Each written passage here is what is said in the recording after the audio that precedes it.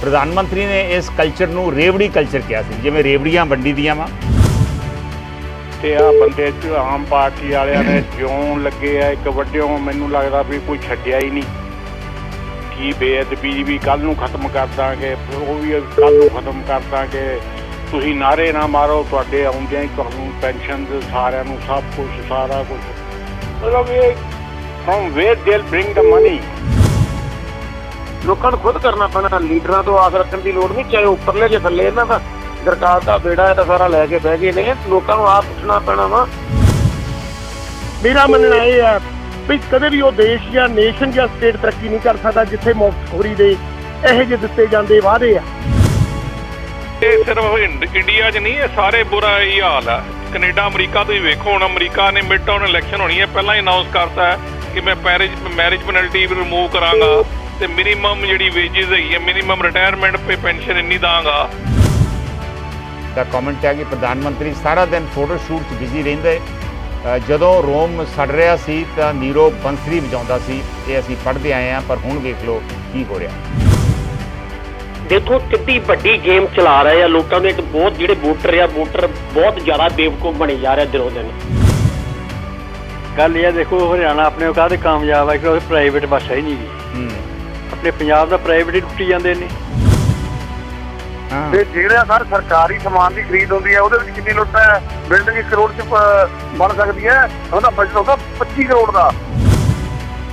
ਅਵਤਾਰ ਸਿੰਘ ਢਿੱਲੋਂ ਕਹਿ ਰਹੇ ਨੇ ਕਿ ਜੇ ਕੋਈ ਪਾਰਟੀ ਕਹੇਗੀ ਰੇਤ ਦੀ ਚੋਰੀ ਰੋਕ ਕੇ 20,000 ਕਰੋੜ ਬਚਾ ਲਵਾਂਗੇ ਤਾਂ ਫਿਰ ਚੋਣ ਕਮਿਸ਼ਨ ਕੋਲ ਕੀ ਜਵਾਬ ਹੋਵੇਗਾ। ਅੱਜ ਦੀ ਡੇਟ ਦੇ ਵਿੱਚ ਐਮਏ ਕੀਤਾ, ਐਮਫਿਲ ਕੀਤਾ ਬੰਦਾ ਨੌਕਰੀ ਲੱਭਦਾ, ਉਹਨੂੰ ਭਾਵੇਂ ਸਰਕਾਰੀ ਨੌਕਰੀ ਹੋਵੇ, ਭਾਵੇਂ ਸਿਵਿਆਂ ਦੇ ਵਿੱਚ ਮੁਰਦੇ ਸਾੜਨ ਤੇ ਹੀ ਰੱਖ ਲਵੇ ਜੋ ਤਾਂ ਵੀ ਚਲਾ ਜਾਂਦਾ। ਜੀ ਜੀ। ਲਖਵੀਰ ਸਿੰਘ ਕਹਿ ਰਹੇ ਨੇ ਫ੍ਰੀ ਨਹੀਂ ਚਾਹੀਦਾ, ਰੁਜ਼ਗਾਰ ਚਾਹੀਦਾ ਹੈ। ਇੱਕ ਹੁਕਮ ਮੰਨ ਲੈਣਾ, ਇੱਕ ਪਰਾਲੀ ਨੂੰ ਨਾਲ ਅੱਗ ਲਾਉਣ, ਤੁਸੀਂ ਦੇਖਿਓ ਸਾਰੇ ਪੰਜਾਬ ਦੇ ਮਸਲੇ ਹੱਲ ਹੁੰਦੇ।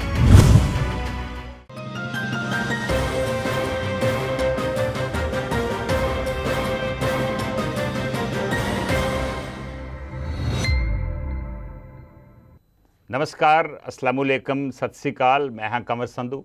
ਇਸ ਵੇਲੇ ਨਾਰਥ ਅਮਰੀਕਾ 'ਚ ਹੈ ਮੰਗਲਵਾਰ ਦੀ ਸ਼ਾਮ, ਭਾਰਤ 'ਚ ਬੁੱਧਵਾਰ ਦੀ ਸਵੇਰ।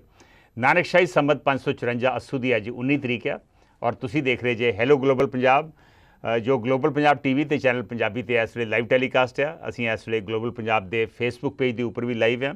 ਇਹਨੂੰ ਮੇਰੇ ਨਿੱਜੀ ਫੇਸਬੁੱਕ ਪੇਜ ਉੱਪਰ ਕ੍ਰਾਸ ਪੋਸਟ ਵੀ ਕੀਤਾ ਜਾ ਰਿਹਾ।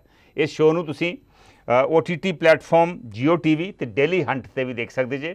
ਇਹ ਦੋਵੇਂ ਐਪਸ ਨੂੰ ਡਾਊਨਲੋਡ ਕਰਨਾ ਹੋ ਇਸ ਪ੍ਰੋਗਰਾਮ ਨੂੰ ਦੇਖਣ ਵਾਸਤੇ। ਇਹ ਪ੍ਰੋਗਰਾਮ ਅਸੀਂ ਨਾਰਥ ਅਮਰੀਕਾ ਟਾਈਮ ਮੁਤਾਬਿਕ ਸੋਮਵਾਰ ਤੋਂ ਸ਼ੁੱਕਰਵਾਰ ਤੱਕ ਤੁਹਾਡੀ ਸੇਵਾ ਦੇ ਵਿੱਚ ਪੇਸ਼ ਕਰਦੇ ਹਾਂ। ਅੱਜ ਆਪਾਂ ਚੁਣਾਵੀ ਵਾਅਦਿਆਂ ਦੀ ਗੱਲ ਕਰਾਂਗੇ। ਜਿਵੇਂ ਆਪਾਂ ਸਾਰਿਆਂ ਨੂੰ ਪਤਾ ਵਾ, ਚੋਣਾਂ ਤੋਂ ਪਹਿਲਾਂ ਖਾਸ ਕਰਕੇ ਸਟੇਟ ਅਸੈਂਬਲੀ ਚੋਣਾਂ ਵੇਲੇ ਸਾਰੀਆਂ ਪਾਰਟੀਆਂ ਵੱਡੇ ਵੱਡੇ ਵਾਅਦੇ ਕਰਦੀਆਂ ਵਾ। ਬਹੁਤ ਸਾਰੇ ਵਾਅਦੇ ਜਿਹੜੇ ਨੇ ਇਹ ਬਾਅਦ ਦੇ ਵਿੱਚ ਖੋਖਲੇ ਹੀ ਸਾਬਤ ਹੋ ਜਾਂਦੇ ਆ। ਬਹੁਤੇ ਵਾਅਦੇ ਚੋਣਾਂ ਜਿੱਤਣ ਤੋਂ ਬਾਅਦ ਜਿਹੜੀ ਵੀ ਪਾਰਟੀ ਸੱਤਾ 'ਚ ਆਉਂਦੀ ਆ ਉਹ ਫਿਰ ਬਹੁਤ ਸਾਰੇ ਵਾਅਦੇ ਜਿਹੜੇ ਨੇ ਉਹ ਭੁੱਲ ਜਾਂਦੀ ਆ ਜਾਂ ਵਾਅਦੇ ਪੂਰੇ ਨਹੀਂ ਕਰ ਸਕਦੇ। ਜਿੱਥੇ ਉਹ ਵਾਅਦੇ ਪੂਰੇ ਵੀ ਕਰਦੀਆਂ ਵਾ ਜਿਹੜੀਆਂ ਪਾਰਟੀਆਂ, ਉਹ ਜਿਹੜੀ ਉੱਥੋਂ ਦੀ ਆਰਥਿਕ ਹਾਲਤ ਆ ਉਹਨੂੰ ਖੋਖਲਾ ਕਰ ਦਿੰਦੀਆਂ, ਉਹਨੂੰ ਤਹਿਸ ਨਹਿਸ ਕਰ ਦਿੰਦੀਆਂ। ਸੋ ਇਸ ਮਾਮਲੇ ਉੱਪਰ ਕਾਫੀ ਦੇਰ ਤੋਂ ਬਹਿਸ ਚੱਲ ਰਹੀ ਆ। ਪ੍ਰਧਾਨ ਮੰਤਰੀ ਨੇ ਇਸ ਕਲਚਰ ਨੂੰ ਰੇਵੜੀ ਕਲਚਰ ਕਿਹਾ ਸੀ, ਜਿਵੇਂ ਰੇਵੜੀਆਂ ਵੰਡੀ ਦੀਆਂ ਵਾ। ਅੱਜ ਤਿਉਹਾਰਾਂ ਦਾ ਦਿਨ ਆ, ਦੁਸ਼ਹਿਰਾ ਦੀਵਾਲੀ ਵੇਲੇ ਤੁਹਾਨੂੰ ਪਤਾ ਹੀ ਹੈ ਕਿ ਰੇਵੜੀਆਂ ਵੰਡੀਆਂ ਜਾਂਦੀਆਂ ਵਾ। ਉਹਨਾਂ ਕਿਹਾ ਰੇਵੜੀਆਂ ਵੰਡਣ ਬਰਾਬਰ ਆ। ਲੇਕਿਨ ਕੁਝ ਲੀਡਰਾਂ ਨੇ, ਜਿਵੇਂ ਅਰਵਿੰਦ ਕੇਜਰੀਵਾਲ ਨੇ, ਇਹਦੇ 'ਤੇ ਇਤਰਾਜ਼ ਜਤਾਇਆ। ਉਹਨਾਂ ਕਿਹਾ ਕਿ ਜਿਹੜੀਆਂ ਇਹ ਸਹੂਲਤਾਂ ਦਿੱਤੀਆਂ ਜਾਂਦੀਆਂ ਵਾ ਇਹ ਸਮਾਜਿਕ ਬਿਹਤਰੀ ਵਾਸਤੇ ਲੋਕਾਂ ਨੂੰ ਦਿੱਤੀਆਂ ਜਾਂਦੀਆਂ ਵਾ। ਸੋ ਇਹਦੇ 'ਚ ਕੋਈ ਹਰਜ਼ ਨਹੀਂ ਇਹਨਾਂ ਸਹੂਲਤਾਂ ਦੇਣ ਦੇ ਵਿੱਚ। ਇਹ ਮਸਲਾ ਇਸ ਵੇਲੇ ਇਲੈਕਸ਼ਨ ਕਮਿਸ਼ਨ ਅਤੇ ਸੁਪਰੀਮ ਕੋਰਟ ਦੇ ਵਿਚਾਰਾਧੀਨ ਵੀ ਹੈ। ਔਰ ਕੱਲ੍ਹ ਇਲੈਕਸ਼ਨ ਕਮਿਸ਼ਨ ਨੇ ਸਾਰੀਆਂ ਪਾਰਟੀਆਂ ਨੂੰ ਚਿੱਠੀ ਲਿਖੀ ਆ ਕਿ ਉਹ 19 ਅਕਤੂਬਰ ਤੱਕ ਆਪਣੇ ਸੁਝਾਅ ਦੇਣ। ਇਲੈਕਸ਼ਨ ਕਮਿਸ਼ਨ ਦਾ ਇੱਕ ਸੁਝਾਅ ਆ, ਵਿਚਾਰ ਆ ਕਿ ਸਾਰੀਆਂ ਪਾਰਟੀਆਂ ਜਦੋਂ ਚੁਣਾਵੀ ਵਾਅਦੇ ਕਰਦੀਆਂ ਵਾ ਉਹ ਇਹ ਵੀ ਦੱਸਣ ਵੀ ਉਹ ਵਿੱਤੀ ਵਿਵਸਥਾ ਪ੍ਰਬੰਧ ਕਿਵੇਂ ਕਰਨਗੀਆਂ, ਕਿ ਪੈਸੇ ਕਿੱਥੋਂ ਲਿਆਉਣਗੀਆਂ, ਕੀ ਉਹ ਨਵੇਂ ਟੈਕਸ ਲਾਉਣਗੀਆਂ ਔਰ ਉਹਨਾਂ ਦਾ ਸਟੇਟਾਂ ਦੇ ਉੱਤੇ ਬੋਝ ਕੀ ਪਊਗਾ, ਲੋਕਾਂ 'ਤੇ ਉਹਦਾ ਟੈਕਸ ਸਟਰਕਚਰ 'ਤੇ ਕੀ ਅਸਰ ਪਊਗਾ। ਸੋ ਇਹਦਾ ਮਤਲਬ ਹੈ ਜਦੋਂ ਤੁਸੀਂ ਚੋਣਾਂ ਦੇ ਵਿੱਚ ਵਾਅਦੇ ਕਰੋਗੇ ਤੁਹਾਨੂੰ ਇਹ ਵੀ ਦੱਸਣਾ ਪਊਗਾ ਵੀ ਇਹਦਾ ਵਿੱਤੀ ਪ੍ਰਬੰਧ ਪੈਸੇ ਕਿੱਥੋਂ ਆਉਣਗੇ ਔਰ ਇਹ ਕਿਵੇਂ ਵਾਅਦੇ ਪੂਰੇ ਕੀਤੇ ਜਾਣਗੇ ਔਰ ਇਹਦਾ ਵਿੱਤੀ ਹਾਲਤ ਦੇ ਉੱਤੇ ਕੀ ਅਸਰ ਪਵੇਗਾ। ਇਹਦੇ ਤੇ ਸਾਰੀਆਂ ਪਾਰਟੀਆਂ ਨੂੰ ਆਪਣੇ ਵਿਚਾਰ ਦੇਣ ਵਾਸਤੇ 19 ਅਕਤੂਬਰ ਤੱਕ ਵਿਚਾਰ ਦੇਣ ਵਾਸਤੇ ਕਿਹਾ ਵਾ। ਅੱਜ ਆਪਾਂ ਗੱਲ ਕਰਦੇ ਹਾਂ ਕਿ ਇਹ ਜਿਹੜਾ ਇਲੈਕਸ਼ਨ ਕਮਿਸ਼ਨ ਦਾ ਸੁਝਾਅ ਆ ਜਾਂ ਇਲੈਕਸ਼ਨ ਕਮਿਸ਼ਨ ਦਾ ਵਿਚਾਰ ਆ ਕੀ ਇਹ ਵਾਜਬ ਆ, ਤੁਹਾਨੂੰ ਲੱਗਦਾ ਵਾ ਕਿ ਇਹ ਲਾਗੂ ਹੋ ਸਕੇਗਾ? ਇਹਦੇ ਤੇ ਆਪਾਂ ਅੱਜ ਗੱਲਬਾਤ ਕਰ ਰਹੇ ਹਾਂ ਇਲੈਕਸ਼ਨ ਕਮਿਸ਼ਨ ਦੇ ਸੁਝਾਅ ਉੱਪਰ। ਇਹ ਜਿਹੜੇ ਚੁਣਾਵੀ ਵਾਅਦੇ ਆ ਜਾਂ ਫ੍ਰੀ ਬੀਜ਼ ਆ ਜਾਂ ਇਹੋ ਜਿਹੇ ਲੋਕ ਲਵਾਊ ਸਕੀਮਸ ਆ, ਇਹ ਸਿਸਟਮ ਸਾਊਥ 'ਚੋਂ ਚੱਲਿਆ ਸੀ, ਖਾਸ ਕਰਕੇ ਤਾਮਿਲਨਾਡੂ ਤੋਂ। ਹੁਣ ਇਹ ਸਾਰੀਆਂ ਸਟੇਟਾਂ ਦੇ ਵਿੱਚ ਸਾਰੀਆਂ ਹੀ ਪਾਰਟੀਆਂ ਇਹ ਚੋਣਾਂ ਵੇਲੇ ਵਾਅਦੇ ਕਰਦੀਆਂ ਵਾ, ਫ੍ਰੀ ਬਿਜਲੀ, ਫ੍ਰੀ ਪਾਣੀ, ਔਰਤਾਂ ਨੂੰ 1000 ਰੁਪਈਆ ਹਰ ਮਹੀਨੇ ਜਾਂ ਮੁਫਤ ਬੱਸ ਦੇ ਵਿੱਚ ਔਰਤਾਂ ਵਾਸਤੇ ਟਰੈਵਲ ਸਹੂਲਤ, ਜਿਹੜੇ ਨੌਜਵਾਨ ਨੇ ਉਹਨਾਂ ਨੂੰ ਸਾਈਕਲ ਜਾਂ ਉਹਨਾਂ ਨੂੰ ਲੈਪਟਾਪ, ਟੀਵੀ, ਬਹੁਤ ਸਾਰੇ ਪਾਰਟੀਆਂ ਜਿਹੜੀਆਂ ਵਾ ਉਹ ਗੈਸ ਸਿਲੰਡਰ ਵੀ ਦੇ ਦਿੰਦੀਆਂ, ਗੈਸ ਦੇ ਚੁੱਲ੍ਹੇ ਵੀ ਦੇ ਦਿੰਦੀਆਂ ਵਾ। ਸੋ ਇਹ ਸਿਲਸਿਲਾ ਜਿਹੜਾ ਵਾ ਇਹ ਚੱਲ ਰਿਹਾ ਵਾ। ਤੁਹਾਨੂੰ ਕੀ ਲੱਗਦਾ ਵਾ ਕਿ ਇਹ ਸਾਡੇ ਸਮਾਜ ਵਾਸਤੇ ਬਿਹਤਰ ਆ? ਔਰ ਜਿਹੜਾ ਹੁਣ ਸੁਝਾਅ ਦਿੱਤਾ ਵਾ ਇਲੈਕਸ਼ਨ ਕਮਿਸ਼ਨ, ਉਹਦੇ ਬਾਰੇ ਕੀ ਕਹੋਗੇ? ਦੇਖਦੇ ਹਾਂ ਸਾਡੇ ਪਹਿਲੇ ਕਾਲਰ ਇਸ ਮਸਲੇ ਤੇ ਕੀ ਟਿੱਪਣੀ ਕਰਨੀ ਚਾਹੁੰਦੇ। ਹੈਲੋ ਸੰਧੂ ਸਾਹਿਬ, ਸਤਿ ਸ਼੍ਰੀ ਅਕਾਲ। ਸਤਿ ਸ਼੍ਰੀ ਅਕਾਲ ਡਾਕਟਰ ਸੋਹਲ। ਹਾਂਜੀ, ਇਹ ਤਾਂ ਬਹੁਤ ਵਧੀਆ ਕੀਤਾ ਜੀ ਇਲੈਕਸ਼ਨ ਕਮਿਸ਼ਨ ਨੇ ਜੀ। ਇਹ ਤਾਂ ਪਾਰਟੀਆਂ ਕੋਲੋਂ ਬਿਲਕੁਲ ਬੜਾ ਸੀਰੀਅਸਲੀ ਪੁੱਛਣਾ ਚਾਹੀਦਾ ਹੈ ਵੀ ਤੁਸੀਂ ਜਿੰਨੇ ਵੀ ਵਾਅਦੇ ਇਲੈਕਸ਼ਨ ਤੋਂ ਪਹਿਲਾਂ ਕਰਦੇ ਜੇ ਉਹਨਾਂ ਦਾ ਫਾਈਨੈਂਸ਼ੀਅਲ ਅਰੇਂਜਮੈਂਟ ਕਿੱਥੋਂ ਹੋਏਗਾ, ਉਹ ਤੁਸੀਂ ਕਿੱਦਾਂ ਪੂਰੇ ਕਰੋਗੇ। This is simply they are doing the I wash. Right ਜੀ। ਹੁਣ ਦੇਖੋ ਆ ਰੀਸੈਂਟਲੀ 22 ਚ ਆਪਣੀ ਇਲੈਕਸ਼ਨ ਹੋਈ ਆ ਤੇ ਆ ਬੰਦੇ ਚ ਆਮ ਪਾਰਟੀ ਵਾਲਿਆਂ ਨੇ ਜਿਉਂ ਲੱਗੇ ਆ ਇੱਕ ਵੱਡਿਓ, ਮੈਨੂੰ ਲੱਗਦਾ ਵੀ ਕੋਈ ਛੱਡਿਆ ਹੀ ਨਹੀਂ। ਕੀ ਬੇਅਦਬੀ ਵੀ ਕੱਲ ਨੂੰ ਖਤਮ ਕਰ ਦਾਂਗੇ, ਉਹ ਵੀ ਕੱਲ ਨੂੰ ਖਤਮ ਕਰ ਦਾਂਗੇ, ਤੁਸੀਂ ਨਾਅਰੇ ਨਾ ਮਾਰੋ, ਤੁਹਾਡੇ ਆਉਂਦਿਆਂ ਹੀ ਤੁਹਾਨੂੰ ਪੈਨਸ਼ਨ ਸਾਰਿਆਂ ਨੂੰ ਸਭ ਕੁਛ ਸਾਰਾ ਕੁਛ। ਮਤਲਬ ਇਹ from where they'll bring the money. ਹੁਣ ਬਿਜਲੀ ਮਾਫ ਕਰਕੇ ਬਹਿ ਗਏ ਆ, ਹਾਂਜੀ, ਲੇਕਿਨ ਉਹਨਾਂ ਨੂੰ ਤੇ ਪੈਸੇ ਦੇਣੇ ਪੈਣੇ ਨੇ ਗਵਰਨਮੈਂਟ ਨੂੰ। ਜੀ ਜੀ। ਫਿਰ ਉਹ ਕਿੱਥੋਂ ਆਉਣੇ ਪੈਸੇ? ਇਹਦਾ ਇਹਨਾਂ ਦੀ ਵਿੱਤੀ ਹਾਲਤ ਜਿਹੜੀ ਆ ਉਹ ਇੰਨੀ ਖਰਾਬ ਹੋ ਗਈ। ਅੱਜ ਮੈਂ ਦੇਖ ਰਿਹਾ ਸੀ ਕੋਈ ਡਿਸਕਸ਼ਨ ਜੀ ਵੀ ਇਹ ਤਾਂ ਦੇ ਆਰ ਅਨਏਬਲ ਟੂ, ਔਰ ਅੱਜ ਸਾਰੀ ਦੀ ਸਾਰੀ ਕੈਬਨਿਟ ਜਿਹੜੀ ਉਹ ਜਾ ਕੇ ਗੁਜਰਾਤ 'ਚ ਬਹਿ ਗਈ ਹੈ। ਰਾਈਟ। ਸਾਰੇ MLA ਤੇ ਚੀਫ ਮਿਨਿਸਟਰ ਵੀ ਤੇ ਦੂਜੇ ਵਜ਼ੀਰ ਵੀ ਸਾਰੇ। ਬਿਲਕੁਲ ਠੀਕ ਹੈ। ਇਹ ਤਾਂ ਇੱਦਾਂ ਨਹੀਂ ਚੱਲਣਾ ਪੰਜਾਬ 'ਚ। ਮਿਹਰਬਾਨੀ। ਸੋ ਚੰਗਾ ਸੁਝਾਅ ਆ ਇਲੈਕਸ਼ਨ ਕਮਿਸ਼ਨ ਦਾ। ਮਿਹਰਬਾਨੀ ਡਾਕਟਰ ਸੋਹਲ। ਅਮਨ ਸਿੰਘ ਕੰਬੋਜ ਕਹਿ ਰਹੇ ਨੇ ਕਿ ਇਲੈਕਸ਼ਨ ਕਮਿਸ਼ਨ ਯੂਨਾਈਟਿਡ ਨੇਸ਼ਨਸ ਵਾਂਗੂ ਆ ਟੁਥਲੈਸ ਟਾਈਗਰ। ਇਹ ਜਿਹੜਾ ਸ਼ੇਰ ਹੈ ਇਹਦੇ ਦੰਦ ਹੈ ਨਹੀਂ। ਲੇਕਿਨ ਅਮਨ ਸਿੰਘ ਕੰਬੋਜ, ਇਹ ਇਲੈਕਸ਼ਨ ਕਮਿਸ਼ਨ ਜਿਹੜਾ ਵਾ ਉਹਨਾਂ ਕਿਹਾ ਕਿ ਅਸੀਂ ਮਾਡਲ ਕੋਡ ਆਫ ਕੰਡਕਟ ਦੇ ਵਿੱਚ ਹੀ ਪ੍ਰੋਵੀਜ਼ਨ ਕਰ ਦਿਆਂਗੇ, ਇੱਕ ਫਾਰਮ ਭਰਨਾ ਪਊ ਸਾਰੀਆਂ ਪਾਰਟੀਆਂ ਨੂੰ। ਸੋ ਟੁਥਲੈਸ, ਇੰਨਾ ਟੁਥਲੈਸ ਵੀ ਨਹੀਂ। ਇਲੈਕਸ਼ਨਾਂ ਇਸੇ ਕਰਕੇ ਵਧੀਆ ਹੋ ਜਾਂਦੀਆਂ ਵਾ ਕਿਉਂਕਿ ਇਹ ਟੁਥਲੈਸ ਨਹੀਂ, ਜਦੋਂ ਉਹ ਆਪਣੀ ਤਾਕਤ ਦਿਖਾਉਣਾ ਚਾਹੁਣ ਤੇ ਤਾਕਤ ਦਿਖਾ ਸਕਦੇ ਆ। ਇੰਦਰਜੀਤ ਸਿੰਘ ਉਮਰਪੁਰੀ ਦਾ ਕਮੈਂਟ ਆ ਕਿ ਸਮਾਂ ਆ ਗਿਆ ਕਿ ਝੂਠੇ ਵਾਅਦੇ ਤੇ ਰਿਓੜੀ ਕਲਚਰ ਨੂੰ ਰੋਕਣ ਲਈ ਪਾਰਟੀਆਂ ਲਈ ਚੋਣ ਕਮਿਸ਼ਨ ਵੱਲੋਂ ਖਾਸ ਨਿਯਮ ਬਣਾਏ ਜਾਣ ਤੇ ਚੋਣ ਜ਼ਾਬਤੇ ਦਾ ਹਿੱਸਾ ਹੋਣ। ਮੁਫਤ ਸਹੂਲਤਾਂ ਲਈ ਪੈਸਾ ਕਿੱਥੋਂ ਆਵੇਗਾ, ਇਹ ਵੀ ਵੋਟਰਾਂ ਨੂੰ ਜਾਣਕਾਰੀ ਦੇਣੀ ਜ਼ਰੂਰੀ ਬਣਦੀ ਆ। ਲੋਕ ਅਜਿਹੀ ਤਬਦੀਲੀ ਲਈ ਲਾਮਬੰਦ ਹੋਣ। ਇਹੋ ਹੀ ਹੋ ਰਿਹਾ ਇੰਦਰਜੀਤ ਸਿੰਘ ਉਮਰਪੁਰੀ ਜੀ। ਉਹ ਇਹਨੂੰ ਚੋਣ ਜ਼ਾਬਤਾ ਦਾ ਹਿੱਸਾ ਹੀ ਬਣਾਉਣ ਜਾ ਰਹੇ ਆ। ਵੈਦ ਠੰਡੂ ਰਾਮ ਸਰਪੰਚ ਕਹਿ ਰਹੇ ਨੇ ਦੁਸ਼ਹਿਰੇ ਦੀਆਂ ਸਭ ਨੂੰ ਮੁਬਾਰਕਾਂ। ਬਿਲਕੁਲ ਜੀ, ਤੁਹਾਨੂੰ ਸਾਰਿਆਂ ਨੂੰ ਦੁਸ਼ਹਿਰੇ ਦੀਆਂ ਅੱਜ ਦੀਆਂ ਮੁਬਾਰਕਾਂ। ਲਾਲ ਸਿੰਘ ਬੁਢਲਾਡਾ ਅੱਗੇ ਕਹਿ ਰਹੇ ਨੇ ਕਿ ਸਾਰੇ ਵੀਰਾਂ ਭਰਾਵਾਂ ਨੂੰ ਸਤਿ ਸ਼੍ਰੀ ਅਕਾਲ। ਦਲਜੀਤ ਸੰਧੂ ਵੀ ਸਤਿ ਸ਼੍ਰੀ ਅਕਾਲ ਕਹਿ ਰਹੇ ਨੇ। ਬਹੁਤ ਮਿਹਰਬਾਨੀ ਜੀ, ਤੁਸੀਂ ਸਾਰੇ ਜੁੜ ਰਹੇ ਜੇ। ਤੁਹਾਡਾ ਆਪਣਾ ਪ੍ਰੋਗਰਾਮ ਆ ਔਰ ਬਹੁਤ ਚੰਗਾ ਲੱਗਦਾ ਤੁਸੀਂ ਸਾਰੇ ਜੁੜਦੇ ਜੇ। ਮੈਂ ਫਿਰ ਇੱਕ ਵਾਰੀ ਸਾਰੇ ਆਪਣੇ ਜਿਹੜੇ ਸਰੋਤੇ ਨੇ, ਲਿਸਨਰਸ ਨੇ, ਉਹਨਾਂ ਨੂੰ ਦੁਸ਼ਹਿਰੇ ਦੀਆਂ ਲੱਖ ਲੱਖ ਵਧਾਈਆਂ ਦੇਣਾ ਚਾਹੁੰਦਾ। ਸਤਨਾਮ ਸਿੰਘ ਧਾਮੀ ਵੀ ਸਾਡੇ ਨਾਲ ਫੇਸਬੁੱਕ 'ਤੇ ਜੁੜ ਗਏ ਨੇ। ਉਹ ਕਹਿ ਰਹੇ ਨੇ ਆਪਾਂ ਇਹਦੇ 'ਤੇ ਅੱਗੇ ਵੀ ਪ੍ਰੋਗਰਾਮ ਕੀਤਾ ਸੀਗਾ ਔਰ ਇਹ ਜਿਹੜਾ ਫੈਸਲਾ ਵਾ ਇਲੈਕਸ਼ਨ ਕਮਿਸ਼ਨ ਦਾ ਜਾਂ ਸੁਝਾਅ ਆ, ਇਹਦਾ ਸਵਾਗਤ ਕਰਨਾ ਬਣਦਾ ਵਾ। ਬਿਲਕੁਲ। Will take the next call. Hello. ਸਤਿ ਸ਼੍ਰੀ ਅਕਾਲ ਸੰਧੂ ਸਾਹਿਬ। ਸਤਿ ਸ਼੍ਰੀ ਅਕਾਲ ਜੀ। ਦਲਜੀਤ ਸੰਧੂ ਬੋਲ। ਹਾਂਜੀ ਦਲਜੀਤ ਜੀ। ਸੰਧੂ ਸਾਹਿਬ ਬਿਲਕੁਲ ਜੀ, ਚੋਣ ਕਮਿਸ਼ਨ ਨੇ ਜੇ ਪਹਿਲ ਕੀਤੀ ਆ ਨਾ, ਵੈਸੇ ਤਾਂ ਚੋਣ ਕਮਿਸ਼ਨ ਦੀ ਜ਼ਿੰਮੇਵਾਰੀ ਹੁੰਦੀ ਸੀ ਪਹਿਲੋਂ ਇਸੇ ਤੌਰ ਤੇ ਵੀ ਚੋਣਾਂ ਮਤਲਬ ਅਮਨ ਸ਼ਾਂਤੀ ਨਾਲ ਕਰਾਉਣੀਆਂ ਜਾਂ ਡਰ ਭੈ ਤੋਂ ਜਾਂ ਨਿਰਪੱਖਤਾ ਤੋਂ।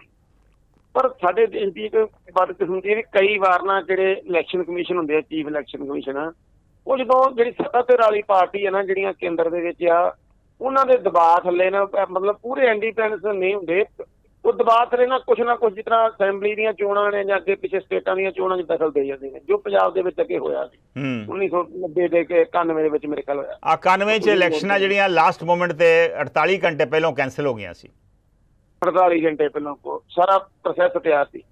ਹੁਣ ਚਲੋ ਜੇ ਹੁਣ ਪਹਿਲ ਕੀਤੀ ਆ ਤੇ ਇਹੋ ਹੀ ਇੱਕ ਬਾਡੀ ਜਿਹੜੀ ਚੋਣ ਕਮਿਸ਼ਨ ਦੀ ਆ, ਇਹਨੂੰ ਹੀ ਪੂਰਾ ਇੰਡੀਪੈਂਡੈਂਸ ਰਹਿਣ ਦਿੱਤਾ ਜਾਵੇ ਵੀ ਜਾਂ ਪੂਰੀਆਂ ਪਾਵਰਾਂ ਮਿਲ ਜਾਣ, ਤੇ ਮੇਰੇ ਹਿਸਾਬ ਨਾਲ ਦੇਸ਼ ਨੂੰ ਸੁਧਾਰ ਕੁਛ ਨਾ ਕੁਛ ਹੋ ਸਕਦਾ। ਦੇਸ਼ ਦਾ ਸੁਧਾਰ ਲੋਕਾਂ ਨੂੰ ਖੁਦ ਕਰਨਾ ਪੈਣਾ, ਲੀਡਰਾਂ ਤੋਂ ਆਸ ਰੱਖਣ ਦੀ ਲੋੜ ਨਹੀਂ, ਚਾਹੇ ਉੱਪਰਲੇ ਜੇ ਥੱਲੇ ਇਹਨਾਂ ਦਾ ਗਰਕਾਲ ਦਾ ਬੇੜਾ ਤਾਂ ਸਾਰਾ ਲੈ ਕੇ ਬਹਿ ਗਏ ਨੇ, ਲੋਕਾਂ ਨੂੰ ਆਪ ਉੱਠਣਾ ਪੈਣਾ ਵਾ।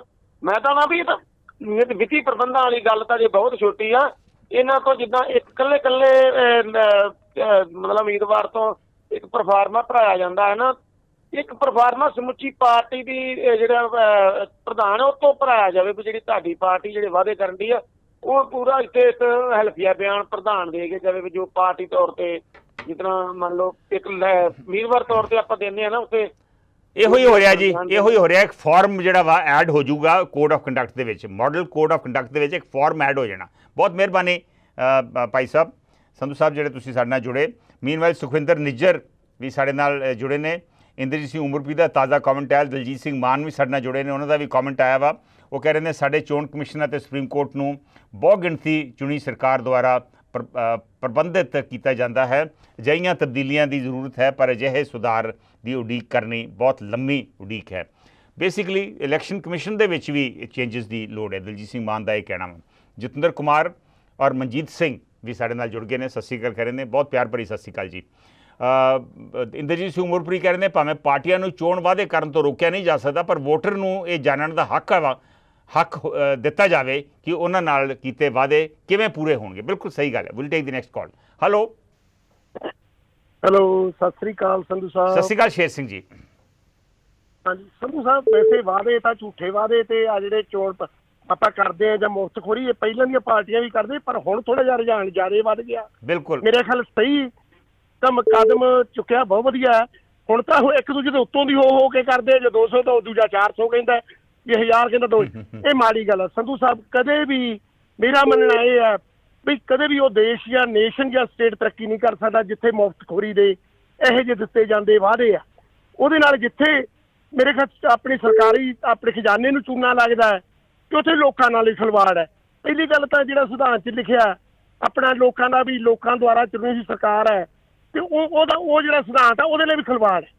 ਤੇ ਜੇ ਲੋਕਾਂ ਲਈ ਜਵਾਬਦੇਹ ਹੋਊ, ਇਹ ਤਾਂ ਸਿੱਧੀ ਪਰਜਰੀ, ਜਿਵੇਂ ਆਪਾਂ ਝੂਠੀ ਗਵਾਹੀ ਵਾਲੀ ਗੱਲ ਹੀ ਆ। ਤੇ ਪਰ ਨੁਕਸਾਨ ਉਹਨਾਂ ਦਾ ਹੀ ਹੋਣਾ ਹੈ ਜੇ ਮੁਫਤਖੋਰੀ ਕਹਿਣਗੇ। ਜਿਹੜੇ ਟੈਕਸ ਪੇਅਰ ਆ ਸੰਧੂ ਸਾਹਿਬ, ਪੈਸਾ ਤਾਂ ਉੱਥੋਂ ਹੀ ਦੇਣਾ ਨਾ ਇਹਨਾਂ ਨੇ, ਵੀ ਉਹ ਕੰਨ ਜਾਂ ਸਿੱਧੇ ਜਾਂ ਪੁੱਠੇ ਪੜ ਲਓ, ਇੱਕੋ ਹੀ ਗੱਲ ਹੀ ਆ। ਤੇ ਕਿਉਂ ਨਹੀਂ ਉਹਦੇ ਨਾਲ ਪ੍ਰੋਡਕਟਿਵ ਕੰਮਾਂ ਦਾ ਕੰਮ ਕਰਨ ਦਾ ਇੱਕ ਨਿਸ਼ਚਾ ਧਾਰਨ, ਭਾਵੇਂ ਵਾਅਦਾ ਨਾ ਕਰਨ, ਨਿਸ਼ਚਾ ਧਾਰ ਕੇ ਤੇ ਨੀਤੀਆਂ ਸਾਫ਼ ਨੀਤੀ ਨਾਲ ਲਾਗੂ ਕਰਨ। ਮੈਂ ਤਾਂ ਸੰਧੂ ਸਾਹਿਬ ਕਹਿੰਦਾ ਚੰਗਾ ਕਦਮ ਹੈ, ਨਾਲ ਲੱਗਦਾ ਹੀ ਹੋਣਾ। ਭਾਵੇਂ ਆ ਜਿਹੜੀਆਂ ਦੂਰੀਆਂ ਚੋਣਾਂ ਲੜਦੇ ਜਾਂ ਪਾਰਟੀਆਂ ਛੱਡ ਕੇ ਟਿਕਟ, ਉਹਨਾਂ ਤੇ ਵੀ ਕਮਰ ਕੱਸੇ ਕਾਸ ਦੇਣ, ਬਹੁਤ ਚੰਗਾ ਹੋਊਗਾ। ਸ਼ੋਰ, ਥੈਂਕ ਯੂ। ਜੇ ਬਣ ਜੇ ਕਾਨੂੰਨ ਤਾਂ ਵਧੀਆ। Thank you Sher Singh ji. ਚੰਗਾ ਕਾਨੂੰਨ, ਚੰਗੀ ਸੁਝਾਅ ਹੈ। ਜੇ ਕਾਨੂੰਨ ਬਣ ਜੇ ਤੇ ਬਹੁਤ ਵਧੀਆ। ਆਪਾਂ ਦੇਖਿਆ ਵਾ ਕਿ ਬਹੁਤ ਸਾਰੇ ਵਾਅਦੇ ਪੂਰੇ ਵੀ ਨਹੀਂ ਹੁੰਦੇ। ਇੱਕ ਸਾਊਥ ਦੇ ਵਿੱਚ ਵੀ ਕਿਸੇ ਪਤਾ ਨਹੀਂ ਕਿਹੜੀ ਸ਼ਾਇਦ ਸਟੇਟ ਕਰਨਾਟਕਾ ਜਾਂ ਤੇਲੰਗਾਨਾ ਵਾ, ਉੱਥੇ ਵੀ ਵਾਅਦਾ ਕੀਤਾ ਗਿਆ ਸੀ 1000 ਰੁਪਇਆ ਮਹੀਨਾ ਅਸੀਂ ਔਰਤਾਂ ਨੂੰ ਦੇਵਾਂਗੇ ਹਰ ਮਹੀਨੇ, 1000 ਰੁਪਇਆ ਹਰ ਮਹੀਨੇ ਔਰਤਾਂ ਨੂੰ ਦੇਵਾਂਗੇ। ਉੱਥੇ ਵੀ ਨਹੀਂ ਦਿੱਤਾ ਗਿਆ। ਪੰਜਾਬ 'ਚ ਵੀ ਇਹ ਵਾਅਦਾ ਸੀ। ਇਹਦਾ ਵਿੱਤੀ ਬੋਝ ਸਰਕਾਰ ਦੇ ਉੱਪਰ 12000 ਕਰੋੜ, ਲੋਕਾਂ ਦੇ ਉੱਪਰ 12000 ਕਰੋੜ ਦਾ ਪੈਣਾ ਵਾ ਸਾਲਾਨਾ ਬੋਝ। ਤੇ ਇੱਥੇ ਵੀ ਇਹ ਵਾਅਦਾ ਹਾਲੀ ਪੂਰਾ ਨਹੀਂ ਹੋਇਆ। ਪਤਾ ਨਹੀਂ ਆਮ ਆਦਮੀ ਪਾਰਟੀ ਇਹ ਵਾਅਦਾ ਕਰ ਵੀ ਸਕੂਗੀ ਪੂਰਾ ਕਿ ਨਹੀਂ। ਮੀਨਵਾਈਲ ਇੰਦਰਜੀਤ ਸਿੰਘ ਉਮਰਪ੍ਰੀਤ ਦਾ ਤਾਜ਼ਾ ਕਮੈਂਟ ਹੈ ਕਿ ਵੱਡੀ ਲੋੜ ਵੋਟਰ ਦੀ ਜਾਗਰਤੀ ਹੈ। ਦਲਜੀਤ ਸੰਧੂ ਕਹਿ ਰਹੇ ਨੇ ਚੋਣ ਕਮਿਸ਼ਨ ਨੂੰ ਚਾਹੀਦਾ ਹੈ ਕਿ ਜੋ ਕੋਈ ਲੀਡਰ ਕਹਿ ਕੇ ਮੈਂ ਗਵਾਂਢੀ ਦੇਸ਼ ਨੂੰ ਨਕਸ਼ੇ ਤੋਂ ਮਿਟਾਉਣਾ ਦਿਆਂਗਾ, ਉਸ ਤੋਂ ਜਵਾਬ ਮੰਗਿਆ ਜਾਵੇ ਕਿ ਤੁਸੀਂ ਕਿੱਦਾਂ ਇਸ ਦੇਸ਼ ਨੂੰ ਖਤਮ ਕਰੋਗੇ। ਚਲੋ ਉਹ ਦੇਸ਼ ਖਤਮ ਕਰਨ ਵਾਲੀ ਤਾਂ ਬਾਅਦ ਗੱਲ ਆ, ਉਹ ਤਾਂ ਕਿਹੜੀ ਪਾਰਟੀ ਇੱਦਾਂ ਖਤਮ ਕਰ ਸਕਦੀ ਹੈ, ਬਹੁਤ ਮੁਸ਼ਕਿਲ ਹੁੰਦਾ। ਕਦੀ ਦੁਨੀਆ ਦੇ ਨਕਸ਼ੇ ਬਦਲਦੇ ਆ ਔਰ ਉਹ ਬਹੁਤ ਇੱਕ ਪ੍ਰੋਪਰ ਸਾਜ਼ਿਸ਼ ਦੇ ਤਹਿਤ ਇਹ ਸਭ ਕੁਝ ਹੁੰਦਾ ਵਾ। ਲੇਕਿਨ ਚੋਣ ਵਾਅਦੇ ਜਿਹੜੇ ਆ ਉਹ ਤੇ ਪੂਰੇ ਹੋ ਸਕਦੇ ਆ ਜੇ ਪ੍ਰੋਪਰ ਵਾਅਦੇ ਹੋਣ। ਸੋ ਇਸ ਕਰਕੇ ਚੋਣ ਕਮਿਸ਼ਨ ਹੁਣ ਕਹਿੰਦਾ ਵਾ ਵੀ ਜਦੋਂ ਤੁਸੀਂ ਵਾਅਦੇ ਕਰਦੇ ਜੇ ਵੀ ਦੱਸੋ ਵੀ ਕਿਵੇਂ ਵਾਅਦੇ ਪੂਰੇ ਕਰੋਗੇ, ਉਹਦੀ ਵਿੱਤੀ ਪ੍ਰਬੰਧ ਕਿਵੇਂ ਕਰੋਗੇ, ਆਰਥਿਕ ਪ੍ਰਬੰਧ ਕਿਵੇਂ ਕਰੋਗੇ। ਮਨਪ੍ਰੀਤ ਸਿੰਘ ਵੀ ਇਸ ਵੇਲੇ ਸਾਡੇ ਨਾਲ ਜੁੜ ਗਏ ਨੇ। ਉਹ ਕਹਿ ਰਹੇ ਨੇ ਇਹ ਸਿਰਫ ਇੱਕ ਅਨਾਊਂਸਮੈਂਟ ਹੈ, ਐਲਾਨ ਆ ਇਲੈਕਸ਼ਨ ਕਮਿਸ਼ਨ ਦਾ। ਮਨਪ੍ਰੀਤ ਜੀ ਨਹੀਂ, ਇਲੈਕਸ਼ਨ ਕਮਿਸ਼ਨ ਦੇ ਸੁਝਾਅ ਮੰਗੇ ਆ ਤੇ ਜੇ ਉਹਨਾਂ ਨੇ ਇੱਕ ਪਰਫਾਰਮਾ ਐਡ ਕਰਤਾ ਕੋਡ ਆਫ ਕੰਡਕਟ ਦੇ ਵਿੱਚ ਜਿਹੜੀਆਂ ਪਾਰਟੀਆਂ ਨੇ ਭਰਨਾ ਵਾ ਔਰ ਉਹਨਾਂ ਨੂੰ ਜੇ ਦੱਸਣਾ ਪਊਗਾ ਵੀ ਅਸੀਂ ਇਹਦਾ ਵਿੱਤੀ ਪ੍ਰਬੰਧ ਇਹਨਾਂ ਵਾਅਦਿਆਂ ਦਾ ਕਿਵੇਂ ਕਰਾਂਗੇ ਤੇ ਸ਼ਾਇਦ ਇੱਕ ਚੰਗਾ ਕਦਮ ਹੋਊਗਾ। ਠੀਕ ਹੈ, ਪੂਰੇ ਇਹ ਚੀਜ਼ ਪੂਰੀ ਤਾਂ ਨਹੀਂ ਹੋ ਸਕੂਗੀ ਲੇਕਿਨ ਐਟਲੀਸਟ ਪਾਰਟੀਆਂ ਨੂੰ ਇਹਦੇ ਲਈ ਸੋਚਣ ਲਈ ਮਜਬੂਰ ਹੋਣਾ ਪਵੇਗਾ। ਅਵਤਾਰ ਸਿੰਘ ਢਿੱਲੋਂ ਦਾ ਕਮੈਂਟ ਹੈ ਕਿ ਇੱਕ ਐਫੀਡੇਵਿਟ ਦਿੱਤਾ ਜਾਣਾ ਚਾਹੀਦਾ ਕਿ ਇਹ ਵਾਅਦੇ ਕਿੰਨੇ ਚਿਰ ਵਿੱਚ ਪੂਰੇ ਕੀਤੇ ਜਾਣਗੇ। ਇਨਕਮ ਦਾ ਸਾਧਨ ਤਾਂ ਕੇਜਰੀਵਾਲ ਕਹਿੰਦਾ ਬਿਜਲੀ ਫ੍ਰੀ ਕਰਨ ਦਾ ਜਾਦੂ ਮੇਰੇ ਕੋਲ ਹੈ। ਵਾਅਦੇ ਕਿਵੇਂ ਪੂਰੇ ਕੀਤੇ ਜਾਣਗੇ ਇਹਦਾ ਐਫੀਡੇਵਿਟ ਦੇਣਾ ਚਾਹੀਦਾ ਵਾ। ਇਹੋ ਹੀ ਕਰਨ ਜਾ ਰਿਹਾ ਜੀ ਇਲੈਕਸ਼ਨ ਕਮਿਸ਼ਨ।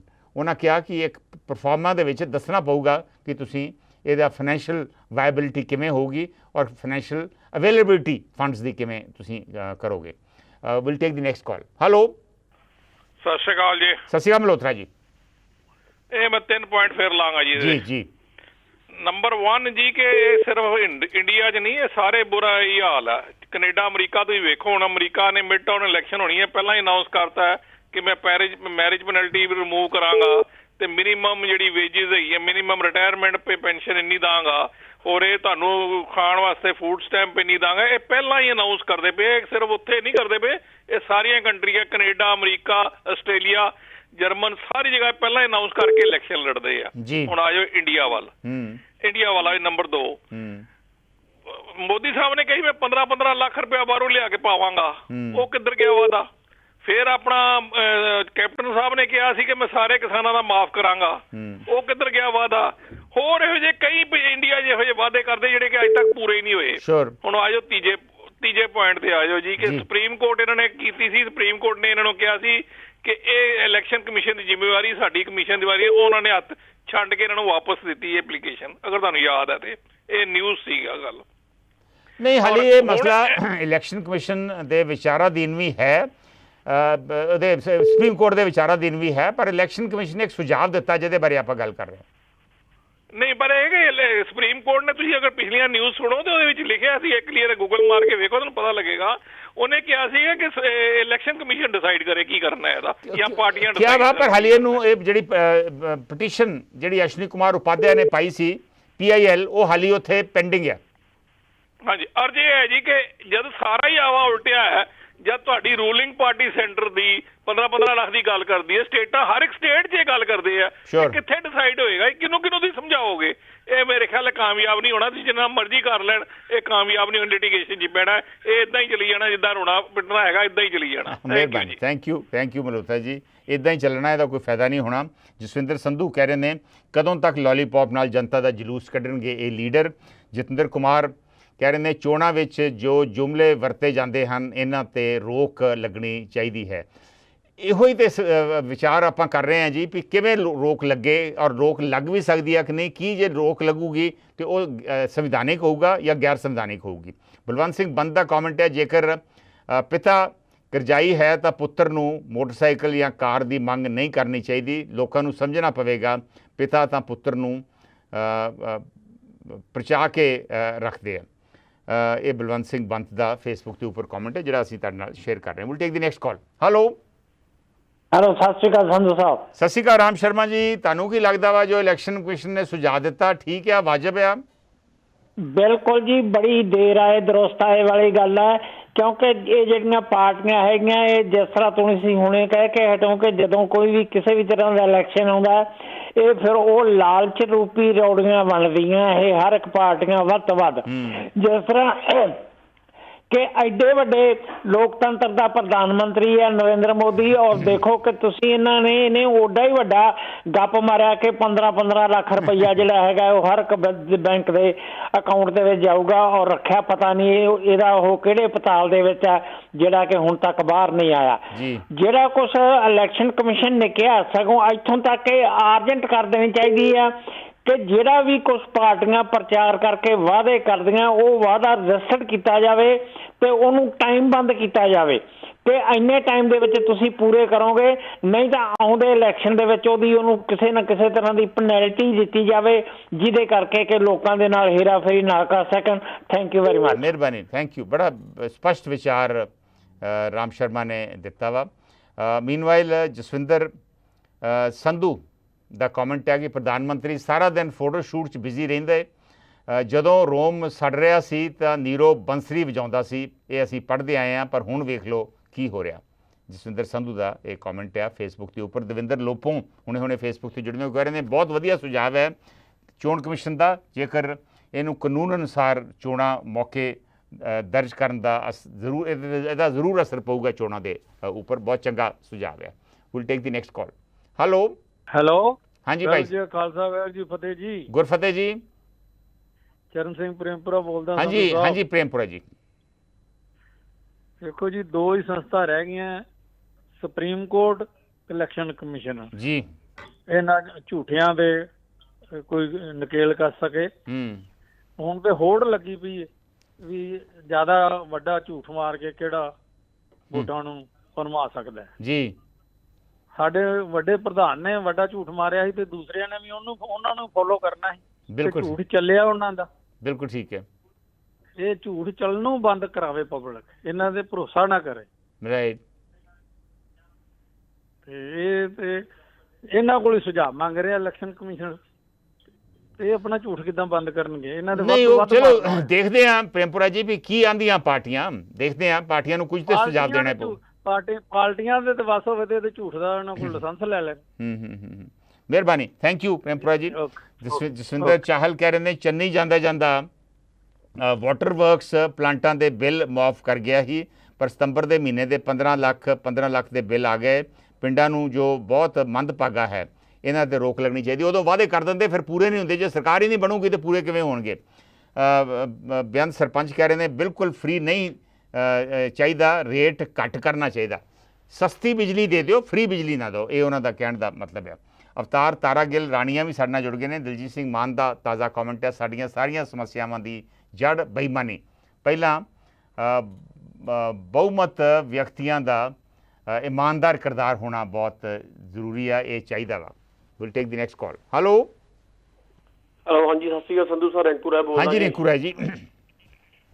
ਸਰ ਪਹਿਲਾਂ ਤਾਂ ਦੇਖੋ ਇਹ ਤਾਂ ਬਹੁਤ ਵਧੀਆ ਕਦਮ ਹੈ। ਜੇ ਇਹ ਤੇ ਕੁਝ ਹੋਊਗਾ, ਮੈਨੂੰ ਨਹੀਂ ਲੱਗਦਾ ਕੁਝ ਹੋਊਗਾ, ਕਿਉਂਕਿ ਜਿੰਨੀਆਂ ਵੀ ਪਾਰਟੀਆਂ ਕੋਲ ਜਾਊਗਾ ਉਹਨਾਂ ਨੇ ਕੁਛ ਨਾ ਕੁਛ ਆਪਣਾ ਐਕਸਕਿਊਜ਼ ਭੇਜ ਦੇਣਾ ਆ। ਜਿਹੜੀ ਸੈਂਟਰ ਦੇ ਵਿੱਚ ਗਵਰਨਮੈਂਟ ਬਣੀ ਆ 10 ਸਾਲ ਪਹਿਲਾਂ, ਨਰਿੰਦਰ ਮੋਦੀ ਸਾਹਿਬ ਆਏ ਸੀ, ਅਸੀਂ ਇਹ ਕਰ ਦੇਣਾ, ਇਹ ਕਰ ਦੇਣਾ। ਜਿਨ੍ਹਾਂ ਦੇ 15 ਲੱਖ ਕਿੰਨੇ ਬੰਦਿਆਂ ਦੇ ਅਕਾਊਂਟ ਦੇ ਵਿੱਚ ਪਿਆ, ਕਿਹੜੇ ਬੰਦਿਆਂ ਨੂੰ ਪੈਸੇ ਮਿਲੇ? ਸਾਨੂੰ ਪਹਿਲਾਂ ਸੈਂਟਰ ਗਵਰਨਮੈਂਟ ਜਿਹੜਾ ਉਹ ਦਵੇ ਮੀਡੀਆ ਦੇ ਸਾਹਮਣੇ ਆ ਕੇ ਵੀ ਜਿਹੜੇ ਪੈਸੇ ਬਾਹਰੋਂ ਲਿਆਂਦੇ ਆ ਨਾ, ਸਵੀਜਰ ਬੈਂਕਾਂ ਦੇ ਵਿੱਚ ਪੈਸੇ, ਜੇ ਅਸੀਂ ਇੰਨੇ ਪੈਸੇ। ਸਰ ਜਿਹੜੇ ਦੇਖੋ ਕਿੱਡੀ ਵੱਡੀ ਗੇਮ ਚਲਾ ਰਹੇ ਆ ਲੋਕਾਂ ਨੂੰ। ਇੱਕ ਬਹੁਤ ਜਿਹੜੇ ਵੋਟਰ ਬਹੁਤ ਜ਼ਿਆਦਾ ਬੇਵਕੂਫ ਬਣੀ ਜਾ ਰਿਹਾ ਦਿਨੋਂ ਦਿਨ। ਤੁਸੀਂ ਇੰਨਾ ਹਿਸਾਬ ਲਾ ਲਓ ਵੀ ਜਿਹੜੀ ਸੈਂਟਰ ਗਵਰਨਮੈਂਟ ਨੇ ਕਿਹਾ ਸੀਗਾ ਜਿਹੜੇ ਸਵੀਜਰ ਬੈਂਕਾਂ ਦੇ ਵਿੱਚ ਜਦੋਂ 10 ਸਾਲ ਤੋਂ ਬਾਅਦ ਹੁਣ ਜਿਹੜੇ ਅਕਾਊਂਟ ਚੈੱਕ ਕਰ ਲਓ ਤੁਸੀਂ ਬਾਹਰਲੀਆਂ ਬੈਂਕਾਂ ਦੇ ਵਿੱਚ, ਉੱਥੇ ਸਰ ਡਬਲ ਤੋਂ ਵੀ ਟੇਢਾ ਪੈਸਾ ਹੋਇਆ ਬੈਂਕਾਂ ਦੇ ਵਿੱਚ। ਉਹ ਵੀ ਇੰਡੀਅਨ ਜਿਹੜੇ ਆਪਣੇ ਲੀਡਰ ਆ ਇੱਥੇ, ਜਿਹੜੇ ਕੋਈ ਵੀ ਆ, ਉਹਦਾ ਮੁੰਡਾ ਗਾ, ਉਹਦਾ ਭਤੀਜਾ ਗਾ, ਉਹਦਾ ਪੋਤਾ ਜਾਂ ਉਹਦਾ ਕੋਈ MP, ਸਾਰੇ ਇਹ ਜਿਹੜੀ ਚੀਜ਼ ਆ, ਮੈਨੂੰ ਨਹੀਂ ਲੱਗਦਾ ਵੀ ਇੱਥੇ ਕੋਈ ਕਾਰਵਾਈ ਹੋਊਗੀ। ਇਹ ਸਿਰਫ ਇੱਕ ਡਰਾਮਾ ਰਹਿ ਜਾਣਾ ਸਰ। ਕਿਉਂਕਿ ਜਿੰਨੇ ਤੱਕ ਸਾਡੇ ਦੇਸ਼ ਦੇ ਵਿੱਚ ਜਿਹੜੀ ਆ ਫਰੀ ਤਾਂ ਹੀ ਦੇਵਾਂਗੇ ਜੇ ਸਾਡਾ ਦੇਸ਼ ਤਾਂ ਹਰੇਕ ਸਟੇਟ ਤੱਕ ਰਜਾਈ ਆ। ਤੁਸੀਂ ਸਟੇਟਾਂ ਦੇ ਵਿੱਚ ਕਿੱਦਾਂ ਫਰੀ ਦੇ ਜਾ ਰਹੇ ਹੋ? ਇਨਕਮ ਦਾ ਕੋਈ ਸੋਰਸ ਹੈ ਨਹੀਂ। ਉੱਥੇ ਦੇ ਜਿਹੜੇ ਵਰਕਰ ਆ ਉਹਨਾਂ ਨੂੰ ਪੈਸੇ ਨਹੀਂ ਮਿਲ ਰਹੇ। ਤੁਸੀਂ ਕਿਹੜੇ ਹਿਸਾਬ ਨਾਲ ਜਿਹੜੇ ਉੱਥੇ ਕੰਮ ਕਰਨ ਵਾਲੇ EMPLOYEE ਆ ਸਰ ਗਵਰਨਮੈਂਟ ਦੇ, ਉਹਨੂੰ ਆਪਾਂ ਤੋਂ ਪੈਸੇ ਪੇ ਕਰਨ ਦੇ, ਉਹਨਾਂ ਦੀ ਜਿਹੜੀ ਪੇ ਕਰਨ ਦੀ ਹਿੰਮਤ ਨਹੀਂ ਹੈਗੀ। ਤੁਸੀਂ ਕਿਹੜੇ ਹਿਸਾਬ ਨਾਲ ਫ੍ਰੀ ਚੀਜ਼ਾਂ ਕਹਿ ਰਹੇ? ਮਿਹਰਬਾਨੀ। ਇਹ ਸਭ ਸਿਸਟਮ ਦਿੱਲੀੋਂ ਸ਼ੁਰੂ ਹੋਇਆ ਸੀ ਜਦੋਂ ਪ੍ਰਧਾਨ ਮੰਤਰੀ ਮੋਦੀ ਨੇ ਕਿਹਾ 15 ਲੱਖ ਰੁਪਈਏ ਅਸੀਂ ਲੋਕਾਂ ਦੇ ਬੈਂਕਾਂ 'ਚ ਪਾਵਾਂਗੇ, ਅਕਾਊਂਟਾਂ 'ਚ ਪਾਵਾਂਗੇ। ਉੱਥੋਂ ਸ਼ੁਰੂ ਹੋਇਆ ਸੀ ਔਰ ਇਹਦਾ ਕੁਝ ਨਹੀਂ ਹੋਣਾ। ਰਿੰਕੂ ਰਾਏ ਦੇ ਵਿਚਾਰ ਹੈ ਕਿ ਇਹ ਸਿਰਫ ਡਰਾਮਾ ਹੀ ਹੈ। ਪਰ ਜੇ ਇਲੈਕਸ਼ਨ ਕਮਿਸ਼ਨ ਨੇ ਇੱਕ ਪਰਫਾਰਮਾ ਐਡ ਕਰਤਾ ਕੋਡ ਆਫ ਕੰਡਕਟ ਦੇ ਵਿੱਚ, ਤੇ ਐਟਲੀਸਟ ਪਾਰਟੀਆਂ ਨੂੰ ਦੱਸਣਾ ਜ਼ਰੂਰ ਹੋਊਗਾ ਕਿ ਅਸੀਂ ਫੰਡਸ ਦਾ ਇੰਤਜ਼ਾਮ ਕਿੱਥੋਂ ਕਰਾਂਗੇ ਇਹ ਵਾਅਦੇ ਪੂਰੇ ਕਰਨ ਵਾਸਤੇ। ਮੀਨਵਾਈਲ ਮਨਜੀਤ ਸੁਰਖਾ ਵੀ ਸਾਡੇ ਨਾਲ ਜੁੜ ਗਏ ਨੇ। ਹੈਲੋ ਸੰਧੂ ਸਾਹਿਬ, ਸਤਿ ਸ਼੍ਰੀ ਅਕਾਲ, ਪੰਧੇਰ ਬੋਲਦਾ। ਸਤਿ ਸ਼੍ਰੀ ਅਕਾਲ ਪੰਧੇਰ ਸਾਹਿਬ। ਗੱਲ ਇਹ ਆ, ਦੇਖੋ ਹਰਿਆਣਾ ਆਪਣੇ ਕਾਹਦੇ ਕਾਮਯਾਬ ਆ ਕਿ ਉਹ ਪ੍ਰਾਈਵੇਟ ਬੱਸ ਹੈ ਹੀ ਨਹੀਂ ਗੀ। ਆਪਣੇ ਪੰਜਾਬ ਦਾ ਪ੍ਰਾਈਵੇਟ ਹੀ ਟੁੱਟੀ ਜਾਂਦੇ ਨੇ। ਜਿਹੜੇ ਚ ਹੈਗੇ ਉਹ ਫ੍ਰੀ ਕਰਤੀਆਂ। ਹੁਣ ਹਰਿਆਣੇ ਵਾਲਿਆਂ ਨੇ ਫ੍ਰੀ ਕੀਤੀਆਂ ਨੇ, 65 ਸਾਲ ਤੋਂ ਉੱਪਰ ਵਾਲਿਆਂ ਨੂੰ ਅੱਧਾ ਕਿਰਾਇਆ ਲੈਂਦੇ ਆ ਫਿਰ ਵੀ ਉਹ। ਆਪਣੇ ਜਮੇ ਫ੍ਰੀ ਕੀਤਾ ਪਿਆ, ਇਹਨਾਂ ਕੋਲ ਪੈਸੇ ਰਹੇ ਨਹੀਂ ਗੇ। ਕਿਰਾਇਆ ਲਾਉਣਾ ਚਾਹੀਦਾ। ਜੇ ਸਹੂਲਤਾਂ ਨਾ ਦਾਲਾਂ ਪਾਲਾਂ ਦੀਆਂ ਇਹ ਬੰਦ ਕਰਨੀਆਂ ਚਾਹੀਦੀਆਂ ਕਿ ਲੋਕ ਕੰਮ ਕਰਕੇ ਖਾਂਦੇ ਨਹੀਂ ਸੀਗੇ। ਇਹ ਨਵੇਂ ਕੰਮ ਤੋਂ ਇਹਨਾਂ ਦੇ ਫ੍ਰੀ ਹਰੇਕ ਨੂੰ ਦੇਈ ਜਾਂਦੇ ਨੇ। ਦਾਲਾਂ ਦੂਲਾਂ ਬੰਦ ਕਰਨੇ, ਆਟੇ ਉਟੇ ਜੇ ਜੇ ਇਹਨਾਂ ਕੋਲ ਗੁੰਜਾਇਸ਼ ਹੋਊ ਫਿਰ ਸਹੂਲਤਾਂ ਦੇ ਮਾੜੀਆਂ ਮੋਟੀਆਂ ਕੌਮ ਨੂੰ, ਦੇਸ਼ ਨੂੰ। ਹੁਣ ਦੇਖੋ ਆਹ ਕੀ ਹੈ, ਇਹਨਾਂ ਕੋਲ ਹੈ ਤਾਂ ਪੱਲੇ ਹੈ ਨਹੀਂ। ਉਹ ਮਾਰੀ ਜਾਂਦੇ ਫੈਕਟਰੀ, ਕਦੇ ਗੁਜਰਾਤ ਜਾਏ, ਕਦੇ ਕੁਛ ਜਾ ਕੇ ਉਹ ਤਾੜੇ ਇਹਨਾਂ ਨੂੰ ਧੋਖਾ ਖਾਣਗੇ। ਮੈਨੂੰ ਲੱਗਦਾ ਗੁਜਰਾਤ ਵਾਲੇ ਵੀ ਇਹਨਾਂ ਦੇ ਜੋ ਮਿਲਿਆ ਚਾਹਣਗੇ। ਮਿਹਰਬਾਨੀ ਪੰਦੇਰ ਸਾਹਿਬ। ਜੇ ਪੈਸੇ ਹੈ ਨਹੀਂ ਗਏ ਤਾਂ ਵਾਅਦੇ ਕਿਉਂ ਕਰਨੇ ਆ? ਔਰ ਵਾਅਦੇ ਫ੍ਰੀ ਦੇਣ ਦੀ ਬਜਾਏ ਸਸਤੀ ਕਰ ਦਿਓ ਕੋਈ ਚੀਜ਼ ਜਿਹੜੀ ਆ, ਜਾਂ ਸਿਰਫ ਇੱਕ ਸਰਟਨ ਏਜ ਗਰੁੱਪ ਜਿਵੇਂ ਬਜ਼ੁਰਗ ਜਿਹੜੇ ਨੇ ਉਹਨਾਂ ਨੂੰ ਸਹੂਲਤਾਂ ਜਿਹੜੀਆਂ ਵਾ ਉਹ ਫ੍ਰੀ ਦਿਓ। ਹਰਿਆਣਾ ਨੇ ਬਹੁਤ ਵਧੀਆ ਕੀਤਾ ਵਾ ਬੱਸ ਟਰਾਂਸਪੋਰਟ ਸਿਸਟਮ ਦੇ ਵਿੱਚ। ਪੰਜਾਬ ਨੂੰ ਵੀ ਉੱਦਾਂ ਹੀ ਸਿਸਟਮ ਅਪਣਾਉਣਾ ਚਾਹੀਦਾ ਵਾ। ਮੀਨਵਾਈਲ ਸਤਨਾਮ ਸਿੰਘ ਧਾਮੀ ਕਹਿ ਰਹੇ ਨੇ ਅਮਰੀਕਾ 'ਚ ਵੀ ਦੋਵੇਂ ਪਾਰਟੀਆਂ ਵਾਅਦੇ ਕਰਦੀਆਂ ਵਾ, ਪਰ ਉਹ ਇੱਕ ਵੱਖਰੀ ਇਕੋਨਮੀ ਆ। ਜਦੋਂ ਸੱਤਾ 'ਚ ਆ ਜਾਂਦੀ ਜਿਹੜੀ ਪਾਰਟੀ, ਉਹ ਫਿਰ ਕਾਂਗਰਸ 'ਚੋਂ ਉਹ ਵਾਅਦੇ ਪੂਰੇ ਕਰਾਉਣ ਦੀ ਜਾਂ ਪਾਸ ਕਰਾਉਣ ਦੀ ਕੋਸ਼ਿਸ਼ ਕਰਦੀਆਂ। ਆਪਣੀ ਇੱਥੇ ਇਕੋਨਮੀ ਥੋੜ੍ਹੀ ਫਰਕ ਹੈ ਅਮਰੀਕਾ ਨਾਲੋਂ। ਆਪਣਾ ਉਹਨਾਂ ਮੁਲਕ ਜਿਹੜੇ ਆਪਣੀ ਇੰਨੀ ਤਰੱਕੀ ਹੈ ਨਹੀਂ, ਵਿੱਤੀ ਹਾਲਤ ਉਨੀ ਚੰਗੀ ਨਹੀਂ। ਇਹ ਸੋਸ਼ਲਿਸਟ ਮੁਲਕ ਆ। ਇੱਥੇ ਵਾਅਦੇ ਕਰਨੇ ਕਾਫੀ ਮੁਸ਼ਕਿਲ ਕਈ ਵਾਰ ਹੋ ਜਾਂਦੇ ਜੇ ਪੈਸੇ ਨਾ ਹੋਣ। ਮੀਨਵਾਈਲ ਲਖਵੀਰ ਸਿੰਘ ਵੀ ਸਾਡੇ ਨਾਲ ਜੁੜ ਗਏ ਨੇ, ਉਹਨਾਂ ਦਾ ਵੀ ਸਵਾਗਤ ਹੈ। Will take the next call. Hello ਹਾਂਜੀ ਭਾਈ ਸਾਹਿਬ। ਹਾਂਜੀ ਆ ਗਈ ਜੀ ਤੁਹਾਡੀ ਵਾਰੀ ਮਹਾਰਾਜ। ਆਵਾਜ਼ ਆ ਗਈ, ਵਾਰੀ ਆ ਗਈ ਜੀ ਤੁਹਾਡੀ। ਤੁਸੀਂ ਪੈਚ ਔਨ 에ਅਰ ਜੇ ਸ਼ੇਰਗਿਲ ਸਾਹਿਬ। ਹੈਲੋ, ਸ਼ਾਇਦ ਅਗਲੀ ਕਾਲ ਜਿਹੜੀ ਹੈ ਕਨੈਕਟ ਨਹੀਂ ਹੋਈ। ਕਾਲਰ ਨੂੰ ਮੇਰੀ ਗੁਜ਼ਾਰਿਸ਼ ਆ ਵੀ ਉਹ ਦੁਬਾਰਾ ਕੱਟ ਕੇ ਕਾਲ ਕਰਨ। ਅਸੀਂ ਇੱਕਦਮ ਲੈਣ ਦੀ ਕੋਸ਼ਿਸ਼ ਕਰਾਂਗੇ ਜੋ ਤੁਹਾਡੀ ਕਾਲ ਜੁੜ ਗਈ ਜੀ। Will take the next call meanwhile. Hello ਹਾਂਜੀ, ਸਤਿ ਸ਼੍ਰੀ ਅਕਾਲ ਜੀ ਸੰਧੂ ਸਾਹਿਬ। ਸਤਿ ਸ਼੍ਰੀ ਅਕਾਲ। ਹਾਂਜੀ, ਇਹ ਆਪਣੇ ਜਿਹੜੇ ਵਾਅਦੇ ਕਰਦੇ ਹੈ ਤਾਂ ਗਲਤ ਹੈ ਕਾਫੀ। ਕੌਣ ਬੋਲ ਰਹੇ? ਨਿਰਮਲ ਸਿੰਘ ਬੋਲ ਰਿਹਾ ਜੀ ਮੈਂ। ਹਾਂਜੀ ਨਿਰਮਲ ਸਿੰਘ ਜੀ। ਇਹ ਜਿਹੜੇ ਹੈਗੇ ਆ ਆਪਣੇ ਜਿਹੜਾ ਜੀਣ ਦਾ ਤਰੀਕਾ ਹੈਗਾ ਉਹ ਥੋੜਾ ਜਿਹਾ ਗਲਤ ਹੈ, ਉਹ ਵੀ ਗਲਤ ਹੈਗਾ। ਹਾਂ, ਤੇ ਦੂਸਰੇ ਉਹਦੇ ਵਿੱਚ ਜਿਹੜੇ ਹੈਗਾ ਜਿਹੜੇ ਬੰਦੇ ਹੱਕਦਾਰ ਨਹੀਂ ਹੁੰਦੇ ਉਹ ਲੈ ਜਾਂਦੇ ਨੇ, ਅਸਲੀ ਹੱਕਦਾਰ ਰਹਿ ਜਾਂਦੇ ਨੇ। ਰਾਈਟ। ਇੱਕ ਜਿਹੜੀ ਹੋਰ ਵੱਡੀ ਗੱਲ ਹੈ, ਜਿਹੜੀਆਂ ਇਹ ਹੈਗੀਆਂ ਮੁਫਤ ਦੀਆਂ ਚੀਜ਼ਾਂ ਜਿਹੜੀਆਂ ਉਹ ਬਹੁਤ ਸਾਰੇ ਹੋਰ ਲੋਕ ਵੀ ਲੈ ਰਹੇ ਨੇ ਇਹਨਾਂ ਤੋਂ, ਆਮ ਲੋਕਾਂ ਤੋਂ ਇਲਾਵਾ। ਇੱਕ ਗਰੀਬ ਦੀ 200 ਯੂਨਿਟ ਤਾਂ ਬਿਜਲੀ ਚੁੱਭਦੀ ਹੈ ਜ਼ਰੂਰ ਉਹਨਾਂ ਨੂੰ ਵੀ, ਵੱਡੇ ਨੇਤਾਵਾਂ ਨੂੰ ਵੀ। ਪਰ ਜਿਹੜੇ ਆਹ ਹੁਣ ਲੀਡਰ ਨੇ ਜੀ, ਇਹਨਾਂ ਨੂੰ ਕੋਠੀਆਂ ਵੀ ਫ੍ਰੀ, ਸਾਰੇ ਅਪਰੇਟਸ ਵੀ ਫ੍ਰੀ, ਬਿਜਲੀ ਵੀ ਫ੍ਰੀ, ਇਹਨਾਂ ਦਾ ਇਨਕਮ ਟੈਕਸ ਵੀ ਫ੍ਰੀ। ਉਹ ਸਾਰਾ ਕੁਛ ਉਹ ਵੀ ਬੰਦ ਹੋਣਾ ਚਾਹੀਦਾ ਫਿਰ। ਸ਼ੋਰ ਜੀ, ਸ਼ੋਰ। ਉਹ ਹਰ ਪਾਸੇ ਹੀ ਹੋਣਾ, ਬੰਦ ਹੋਣਾ ਚਾਹੀਦਾ। ਫਿਰ ਸਾਰਿਆਂ ਦੇ ਇਹ ਜਿਹੜੇ ਰੂਲ ਹੈ ਸਿਰਫ ਆਮ ਲੋਕਾਂ ਲਈ ਨਾ ਹੋਣ, ਇਹ ਲੀਡਰਾਂ ਲਈ ਵੀ ਹੋਣ। ਓਕੇ, ਸਾਰਿਆਂ ਨੂੰ ਇੱਕੋ ਜਿਹੇ ਹੋਣ ਇਹ ਰੂਲ। ਠੀਕ ਹੈ ਜੀ, ਠੀਕ ਹੈ ਨਿਰਮਲ ਸਿੰਘ ਜੀ, ਮਿਹਰਬਾਨੀ। ਰੂਲ ਇੱਕੋ ਜਿਹੇ ਹੋਣ ਜਿਹੜੀਆਂ ਫਾਲਤੂ ਜੀ। Thank you. ਰੂਲ ਸਾਰਿਆਂ ਲਈ ਇੱਕੋ ਜਿਹੇ ਹੋਣ। ਜਿਹੜੀਆਂ ਫ੍ਰੀ ਕੋਠੀਆਂ, ਇਨਕਮ ਟੈਕਸ ਵੀ ਲੀਡਰਾਂ ਦਾ ਸਰਕਾਰ ਭਰਦੀ ਹੈ, ਇਹ ਵੀ ਕੰਮ ਬੰਦ ਹੋਣਾ ਚਾਹੀਦਾ ਵਾ। ਸਿਰਫ ਲੋਕਾਂ ਨੂੰ ਜਿਹੜੀ ਮੁਫਤ ਬਿਜਲੀ ਪਾਣੀ ਦਾ ਜਿਹੜਾ ਪ੍ਰਬੰਧ ਆ ਉਹ ਖਤਮ ਕਰਨ ਦੇ ਨਾਲ ਹੋਰ ਵੀ ਕੁਝ ਚੀਜ਼ਾਂ ਕਰਨ ਦੀ ਲੋੜ ਆ। ਲੀਡਰਾਂ ਦੇ ਉੱਤੇ ਵੀ ਨਕੇਲ ਕੱਸਣ ਦੀ ਲੋੜ ਆ। Will take the next call. Hello ਹਾਂਜੀ ਸ਼ੇਰਗਿਲ ਜੀ, ਆ ਰਹੀ ਆਵਾਜ਼? ਹਾਂਜੀ ਸੰਧੂ ਸਾਹਿਬ ਸਤਿ ਸ਼੍ਰੀ ਅਕਾਲ। ਸਤਿ ਸ਼੍ਰੀ ਅਕਾਲ ਜੀ। ਸੰਧੂ ਸਾਹਿਬ ਮੈਂ ਤਾਂ ਇਹ ਕਹਿਣਾ ਚਾਹੁੰਦਾ ਵੀ ਜਨਤਾ ਨੂੰ ਦੇਣ ਨਾਲ ਤਾਂ ਸਾਡਾ ਬਹੁਤ ਕੁਝ ਮੁੱਕ ਜਾਂਦਾ ਖਜ਼ਾਨੇ ਦਾ। ਤੇ ਜਿਹੜਾ ਸਰ ਸਰਕਾਰੀ ਸਮਾਨ ਦੀ ਖਰੀਦ ਹੁੰਦੀ ਹੈ ਉਹਦੇ ਵਿੱਚ ਕਿੰਨੀ ਲੁੱਟ ਹੈ। ਆ ਦੇਖੋ, ਮੈਂ ਹੁਣ ਮੋਹਾਲੀ ਕਾਰਪੋਰੇਸ਼ਨ ਦਾ ਪਤਾ ਕੀਤਾ। ਪਹਿਲਾਂ ਉਹਦੀ ਜਿਹੜੀ ਆਪਣਾ ਪੈਚ ਵਰਕ ਵਾਲੀ ਲੁੱਕ ਸੀਗੀ ਉਹ 50 ਕਿਲੋ ਦੀ ਭਰਤੀ ਆਉਂਦੀ ਸੀ। ਉਹਦਾ ਰੇਟ ਸੀ 1170 ਰੁਪਏ, ਜਿਹੜਾ ਇਹਨਾਂ ਖਰੀਦ ਚਲਾਇਆ ਸੀਗਾ। ਹੁਣ ਇਹਨਾਂ ਦਾ ਉਹਦੀ ਕੁਆਂਟਿਟੀ ਘਟਾ ਕੇ ਜਿਹੜਾ ਨਵਾਂ ਵੇਅਰ ਆਇਆ 25 ਕਿਲੋ ਕਰਤੀ ਹੈ, ਜਿਹਦਾ ਰੇਟ ਕਰਤਾ 1370 ਰੁਪਇਆ। ਜਿਹੜਾ ਇੱਕ ਬਿਜਲੀ ਦਾ ਪੋਲ ਲੱਗਦਾ ਉਹਦਾ ਰੇਟ ਲੱਗਿਆ ਵਾ ਬਿਨਾਂ ਦੇ ਵਿੱਚ 37,000 ਰੁਪਇਆ। ਜਿਹੜਾ ਸਟਰੀਟ ਪੋਲ ਲੱਗਦਾ ਉਹਦਾ ਰੇਟ ਕੀਤਾ ਵਾ 7500 ਰੁਪਇਆ। ਇਹ ਸਰ ਸਰਕਾਰੀ ਖਜ਼ਾਨੇ ਤਾਂ ਇਹ ਜਿਹੜੀ ਖਰੀਦ ਕਰਦੇ ਨੇ ਜਨਤਾ ਦੇ ਨਾਂ ਤੇ ਵੀ ਅਸੀਂ ਆਹ ਲਾ ਰਹੇ ਸਟਰੀਟਾਂ ਦੇ ਵਿੱਚ, ਆਹ ਸੜਕਾਂ, ਉਹਦੇ ਵਿੱਚ ਜ਼ਿਆਦਾ ਲੁੱਟ ਆਉਂਦੀ ਹੈ। ਜਿਹੜੀ ਜਨਤਾ ਨੂੰ ਸਹੂਲਤ ਦੇਣ ਚ ਉਹਦੇ ਵਿੱਚ ਜ਼ਿਆਦਾ ਲੁੱਟ ਨਹੀਂ ਹੁੰਦੀ। ਸਭ ਤੋਂ ਜ਼ਿਆਦਾ ਲੁੱਟ ਹੁੰਦੀ ਹੈ ਸਰਕਾਰੀ ਬਿੱਲਾਂ 'ਚ, ਗੱਡੀਆਂ ਦੀ ਰਿਪੇਅਰ 'ਚ, ਗੱਡੀਆਂ ਦੀ ਖਰੀਦ 'ਚ, ਜਿਹੜੇ ਬਿਲਡਿੰਗਾਂ ਬਣਦੀਆਂ ਉਹਦੇ ਵਿੱਚ ਜ਼ਿਆਦਾ ਲੁੱਟ ਆਉਂਦੀ ਹੈ। ਉਹਦਾ ਬਜਟ ਜੇ ਬਿਲਡਿੰਗ 1 ਕਰੋੜ 'ਚ ਬਣ ਸਕਦੀ ਹੈ, ਉਹਦਾ ਬਜਟ ਹੁੰਦਾ 25 ਕਰੋੜ ਦਾ। ਉੱਥੇ ਲੁਟਾਉਂਦੇ ਆ, ਉੱਥੇ ਖਜ਼ਾਨਾ ਲੁੱਟਿਆ ਜਾਂਦਾ। ਉਧਰ ਨੂੰ ਸਰ ਮੂੰਹ ਕਰੋ ਥੋੜਾ ਜਿਹਾ, ਉਧਰ ਨੂੰ ਜਾਂ ਨੰਗੇ ਕਰੋ। ਜਿਹੜੇ ਕਹਿੰਦੇ ਨੇ ਵੀ ਆਹ ਤੇ ਰੋਕ ਲੱਗਣੀ ਚਾਹੀਦੀ, ਇੱਧਰ ਰੋਕ ਲੱਗਣੀ ਚਾਹੀਦੀ ਹੈ। ਜਨਤਾ ਤਾਂ ਕਮਾ ਕੇ ਦਿੰਦੀ, ਜਨਤਾ ਟੈਕਸ ਦਿੰਦੀ ਹੈ, ਜਨਤਾ ਪੁੱਛਣ ਦੀ ਹੱਕਦਾਰ ਹੈ। ਇੱਕ ਸਪੈਸ਼ਲ ਆਡਿਟ ਹੋਣਾ ਚਾਹੀਦਾ ਸਾਰੇ ਦੇਸ਼ ਦਾ, ਇਹਨਾਂ ਨੇ ਕਿੰਨੀ ਲੁੱਟ ਮਚਾਈ ਹੈ।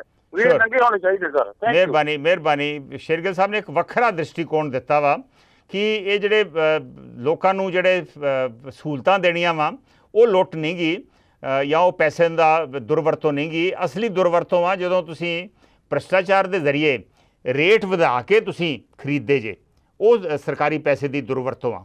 ਔਰ ਉਹਨਾਂ ਨੇ ਕੁਝ ਉਦਾਹਰਣ ਵੀ ਦਿੱਤੇ ਆ ਔਰ ਇਹਦਾ ਇੱਕ ਉਹਨਾਂ ਸੁਝਾਅ ਦਿੱਤਾ ਕਿ ਸਪੈਸ਼ਲ ਸਰਕਾਰੀ ਆਡਿਟ ਹੋਣਾ ਚਾਹੀਦਾ ਜਿਹੜੀਆਂ ਵੀ ਸਰਕਾਰੀ ਖਰੀਦਾਂ ਹੁੰਦੀਆਂ। ਬਿਲਕੁਲ ਜੀ, ਹੋਣਾ ਚਾਹੀਦਾ ਵਾ। ਜੇ ਇੱਦਾਂ ਦੇ ਰੇਟ ਵਧਾਏ ਜਾ ਰਹੇ ਆ, ਜੇ ਕਿਸੇ ਚੀਜ਼ ਦਾ ਰੇਟ 5000 ਆ ਅਤੇ ਉਹਨੂੰ ਖਰੀਦਿਆ ਜਾ ਰਿਹਾ ਵਾ 11000 ਦੇ ਵਿੱਚ ਜਾਂ 9000 ਦੇ ਵਿੱਚ, ਅਤੇ ਵਾਕਈ ਸਰਕਾਰ ਨੂੰ ਚੂਨਾ ਲਾਇਆ ਜਾ ਰਿਹਾ ਵਾ। ਔਰ ਇਹੋ ਜਿਹੇ ਲੋਕ ਜਿਹੜੇ ਨੇ ਇਹਨਾਂ ਨੂੰ ਸਲਾਖਾਂ ਪਿੱਛੇ ਡੱਕਣ ਦੀ ਲੋੜ ਹੈ।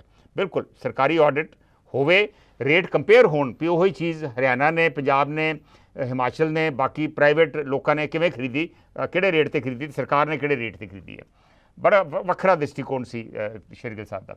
ਅਵਤਾਰ ਸਿੰਘ ਢਿੱਲੋਂ ਕਹਿ ਰਹੇ ਨੇ ਕਿ ਜੇ ਕੋਈ ਪਾਰਟੀ ਕਹੇਗੀ ਰੇਤ ਦੀ ਚੋਰੀ ਰੋਕ ਕੇ 20,000 ਕਰੋੜ ਬਚਾ ਲਵਾਂਗੇ ਤਾਂ ਫਿਰ ਚੋਣ ਕਮਿਸ਼ਨ ਕੋਲ ਕੀ ਜਵਾਬ ਹੋਵੇਗਾ ਇਨਕਮ ਦਾ। ਅਵਤਾਰ ਸਿੰਘ ਢਿੱਲੋਂ ਜੀ, ਐਟਲੀਸਟ ਤੁਸੀਂ ਫਿਰ ਲਿਖਤੀ ਰੂਪ ਦੇ ਵਿੱਚ ਵਾਅਦਾ ਕੀਤਾ ਤਾਂ ਹੈ ਔਰ ਉਹਦਾ ਸੁਝਾਅ ਵੀ ਦਿੱਤਾ ਹੋਇਆ ਵਾ। ਜੇ ਨਹੀਂ ਕਰ ਪਾਓਗੇ ਫਿਰ ਲੋਕ ਪੁੱਛਣਗੇ ਵੀ ਤੁਸੀਂ ਤਾਂ ਆਹ ਕਿਹਾ ਸੀ, ਹੁਣ ਕਿਉਂ ਨਹੀਂ ਪੂਰਾ ਕਰਦੇ। ਐਟਲੀਸਟ ਤੁਹਾਡਾ ਲਿਖਤੀ ਜਿਹੜਾ ਕਮਿਟਮੈਂਟ ਆ ਉਹ ਲੋਕਾਂ ਦੇ ਸਾਹਮਣੇ ਹੋਊਗੀ।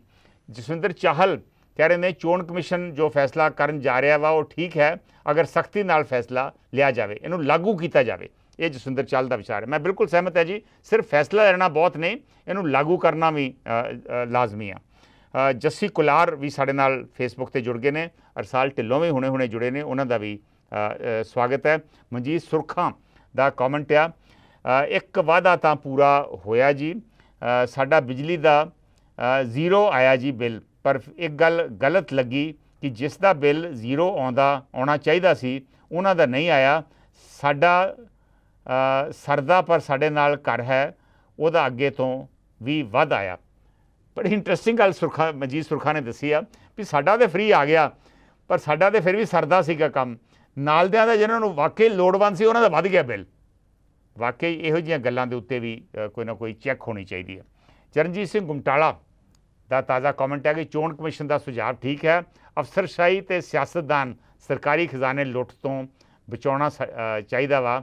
ਕੈਗ ਆਡਿਟ ਕਰੇ, comptroller and auditor general, CAG quality department ਹੈ, ਉਹਨਾਂ ਨੂੰ ਇਹ ਸਾਰੀਆਂ ਚੀਜ਼ਾਂ ਰੈਗੂਲਰਲੀ ਆਡਿਟ ਕਰਨੀਆਂ ਚਾਹੀਦੀਆਂ। ਆਡਿਟ ਕਰਦੇ ਆ ਜੀ, ਪਰ ਉਹਦਾ ਕੋਈ ਬਹੁਤਾ ਫਾਇਦਾ ਨਹੀਂ ਹੁੰਦਾ, ਰਿਪੋਰਟਾਂ ਹੀ ਪੇਸ਼ ਨਹੀਂ ਹੁੰਦੀਆਂ ਜਾਂ ਉਹਨਾਂ 'ਤੇ ਐਟਲੀਸਟ ਉਹ ਪੇਸ਼ ਹੁੰਦੀਆਂ ਵੀ ਆ ਅਤੇ ਬਹਿਸ ਨਹੀਂ ਹੁੰਦੀ। ਇਹ ਮੇਰਾ ਆਪਣਾ ਤਜਰਬਾ ਵਾ, ਜਿਹੜਾ ਮੈਂ 5 ਸਾਲ MLA ਰਿਹਾ ਵਾਂ ਗੁਮਟਾਲਾ ਸਾਹਿਬ। ਪਰ ਤੁਸੀਂ ਜੁੜੇ, ਸੁਝਾਅ ਦਿੱਤਾ, ਬਹੁਤ ਅੱਛਾ ਲੱਗਾ। Will take the next call. Hello, ਹਾਂਜੀ ਸਤਿ ਸ੍ਰੀ ਅਕਾਲ ਜੀ ਸੰਧੂ ਸਾਹਿਬ।